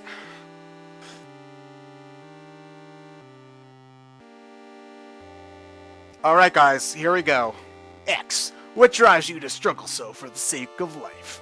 Destruction is my joy. There is no greater beauty than the dying. Come, you shall breathe your last within my arms. Okay, guys, here we go. Is there anything you can cast, X can cast to help at the beginning? No, not really. He doesn't have many buffing spells. Okay, so you can just fight. You're... Oh, you have to use the Light Orb. That's true. Light Orb. We really want to barrier up, like, now. And... No, wait, no. We're going to take damage before you even go. Okay. So you use the Sage's Rock turn 1, because just preemptively. And we'll have Sia cast a barrier. Yeah, okay, I am so glad I used the Sage's Stone first this turn. Okay, here we go. Yeah, Zoma's got max agility, so he's, like, almost always going first. A bright light floods the gloom. Okay, here we go. Exand's party became cloaked. Here we go. Alright. Fight. Fight. You are on Sage's Stone duty, and basically nothing else. We are going to want to increase for his physical attacks. Okay, there we go. Okay, that's actually a good call, since he did physical. Blizzard is actually the best thing he can cast, because it does the least amount of damage to everyone in the party. It does like about 40, which we will easily eat back up with the Sage's Stone. So fight, fight, Sage's Stone. Let's cast twin hits on X. Critical hit! Yes! Okay. Okay. Ah, damn it, you jerk. Okay. Okay, so now we have to get all of our buffs back up again. Okay, so... Actually, we're going to have... Since X is pretty low, and if he does, like, physical on X and then breath before we get a barrier, he will probably die. So, you are going to heal all yourself.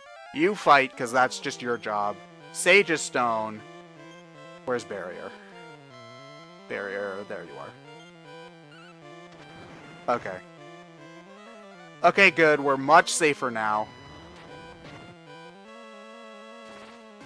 Oh, we actually didn't use the barrier. No, wait. The only buff that we have to reestablish is barrier. Okay. Fight. We're probably going to take damage, so Sage's Stone, get that barrier back up. Okay. There we go. Oh, damn it, Whack! No, you're supposed to go after him! Okay. Well, this could have been much worse. Come on, attack Laura. Ooh, bad, bad, bad, bad, bad. Okay. Fight. Fight. Sage's Stone. Whack needs healing, like, now. Okay. Okay, so he should survive if... Okay, Whack should be good now. Awesome. Okay, that's good. Blizzard is good. We like Blizzard. Oh, but Breath is not good. Well, it's less not good now that we've got a barrier up. Okay. I think we're just gonna need to go with the same attack, the same turn again, basically. We need Whack alive, because if Whack dies, we lose our Sage's Stone. So, keeping him alive is, like, most important, pretty much. If we lose X or Lara, like, that's bad, but it's nowhere near as bad as having to scramble to get Whack back up so we can continue Sage's Stoning. Come on, attack Lara. Okay, this is actually doable. So, fight, fight, Sage's Rock. Let's try casting Sap on... Let's try casting Sap on Soma, because I think that actually might be more helpful than Twin Hits, because then both characters get the benefits of a Sap, where only one gets the benefit of a Twin Hits, if that makes sense. Ooh, and Whack is not doing good. Ooh, that's very not good. Okay. Fight, fight. You need to use the Sage's Stone, and you need to Sage's Staff Whack.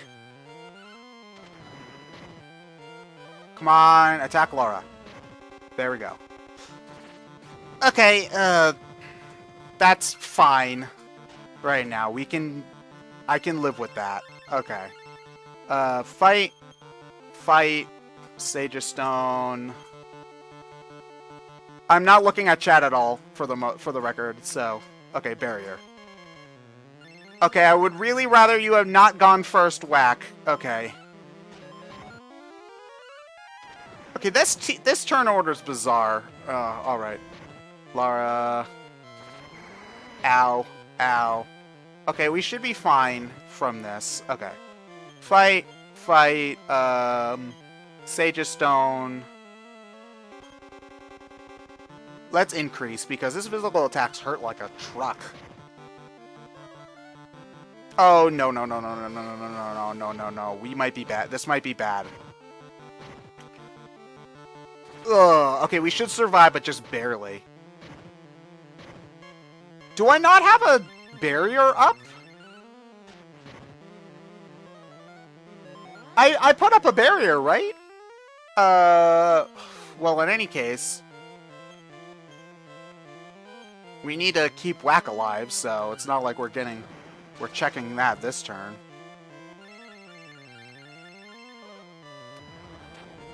Okay. Okay, good, good, good, good. X, X, X, X, X. Lara, whatever. Okay. Alright, fight. Fight. Sage's Stone. Sage's Staff. Okay, good. Critical hit. We're doing alright. I would have really rather not had gone before Zoma. Whack. Oh, damn, that's bad. Come on, X. Okay, good, actually. Okay, we should be fine. Not good, but fine. Okay. We're going to need to... I'm gonna try to sap him now. That might not be the best idea, but we'll see what happens.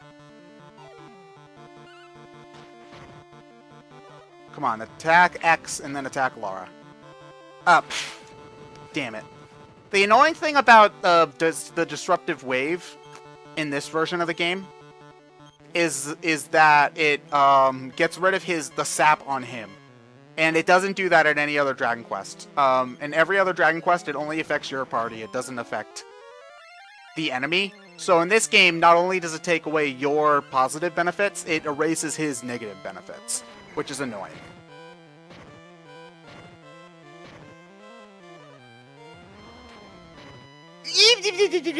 That's bad, okay. You are healing yourself. You are attacking. You use the Sage's Stone. And we're gonna need 2 increases, so... let me find that. Here we are.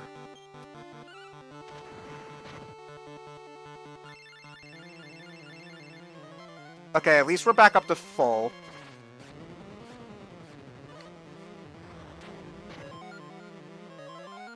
Okay, that's actually not a bad way to end a turn. Not a good way, but not a bad way.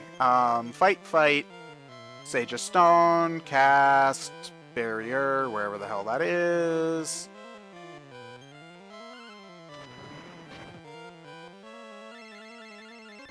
Whack going before... really?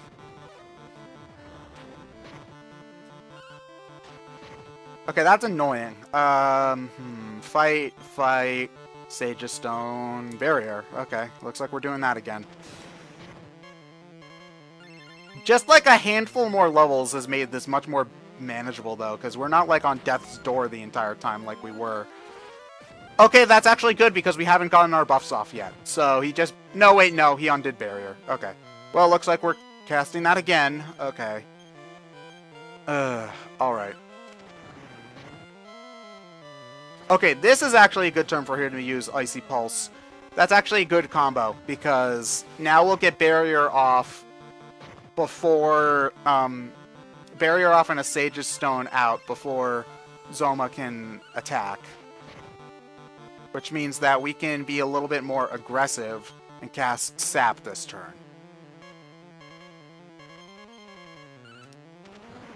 Now hopefully Zoma doesn't do anything stupid and mean. Like double attack X.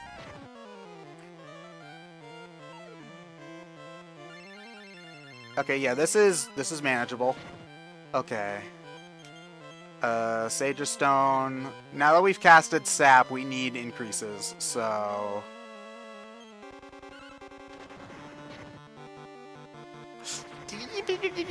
Okay, come on, we can do this. We can do this. We can do this. Attack Laura. Yes, okay.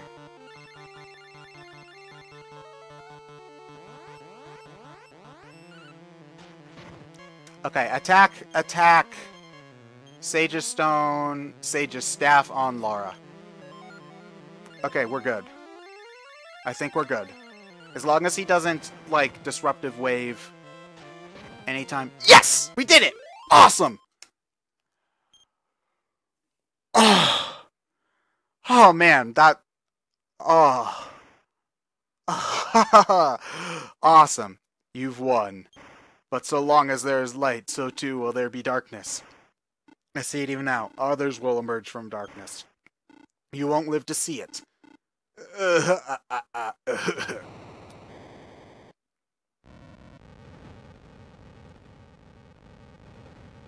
Oh, man. Okay, time to get out of here. Ah!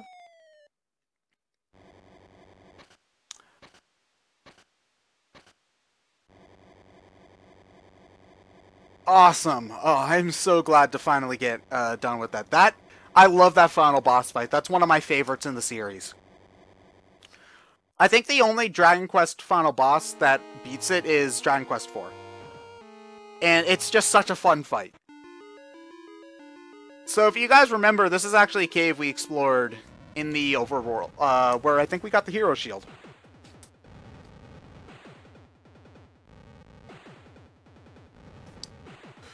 Whew!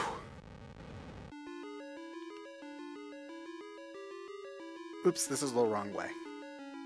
One thing I love about Dragon Quest is that the game just doesn't end with the final boss. You always get a chance to walk around after you beat the final boss, which is always, I think, like, really cool. The game just doesn't end when you win. I think the exit is there, yes.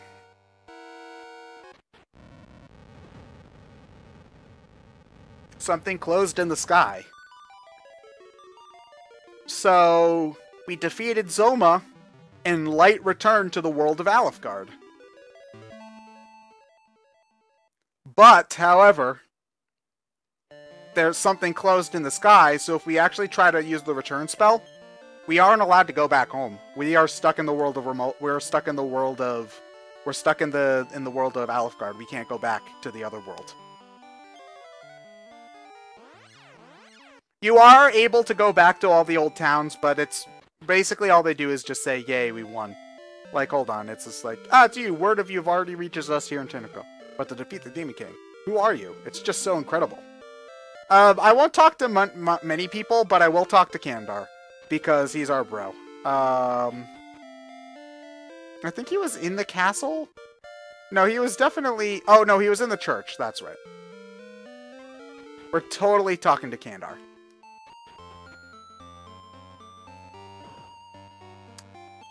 You came back from beating the Demon King? It's no wonder that I couldn't beat you in all the times I tried. That's it. I'm renouncing any thought of evil. I'll lead a life of virtue. Sure you will, buddy. Sure you will.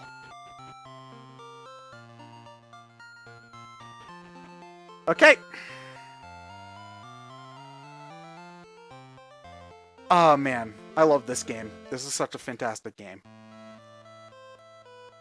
Okay. Alright. Let's go talk to the king.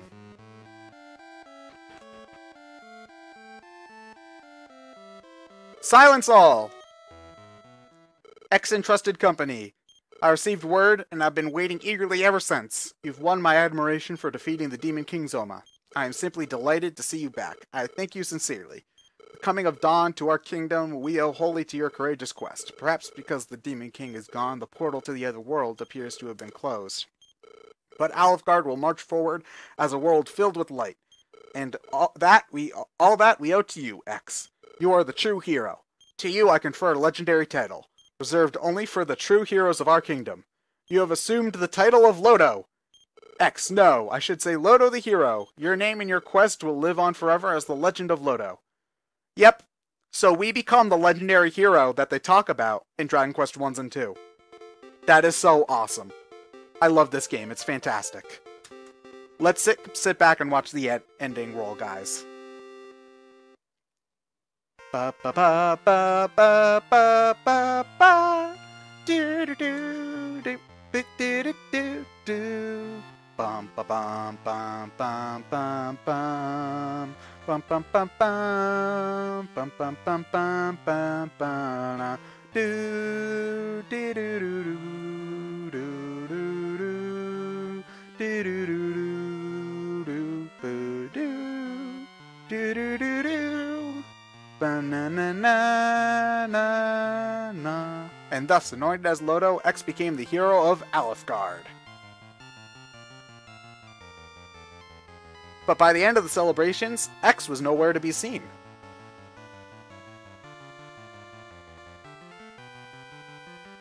His sword and armor were revered as those of Lodo.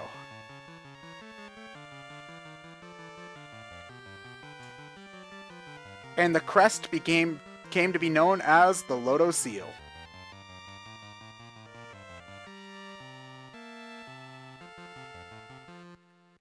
And the legend was born.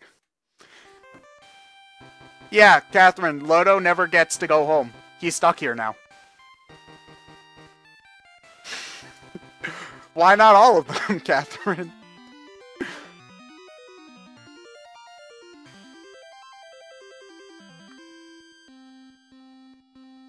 There's actually lyrics to this ending song. Only in Japanese. If I knew them, I would sing them, but I don't.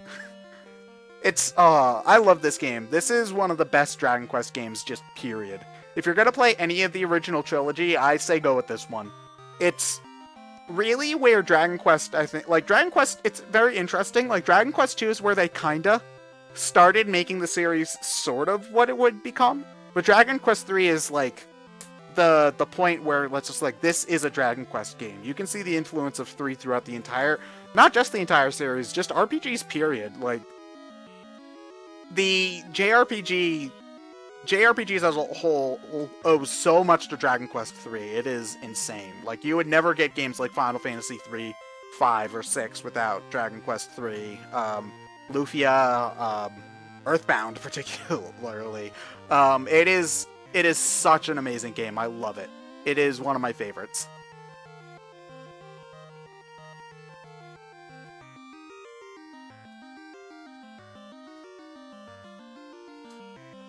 Electory, I would happily sing it during Platformania, but there's no Dragon Quest platformer as far as I'm aware.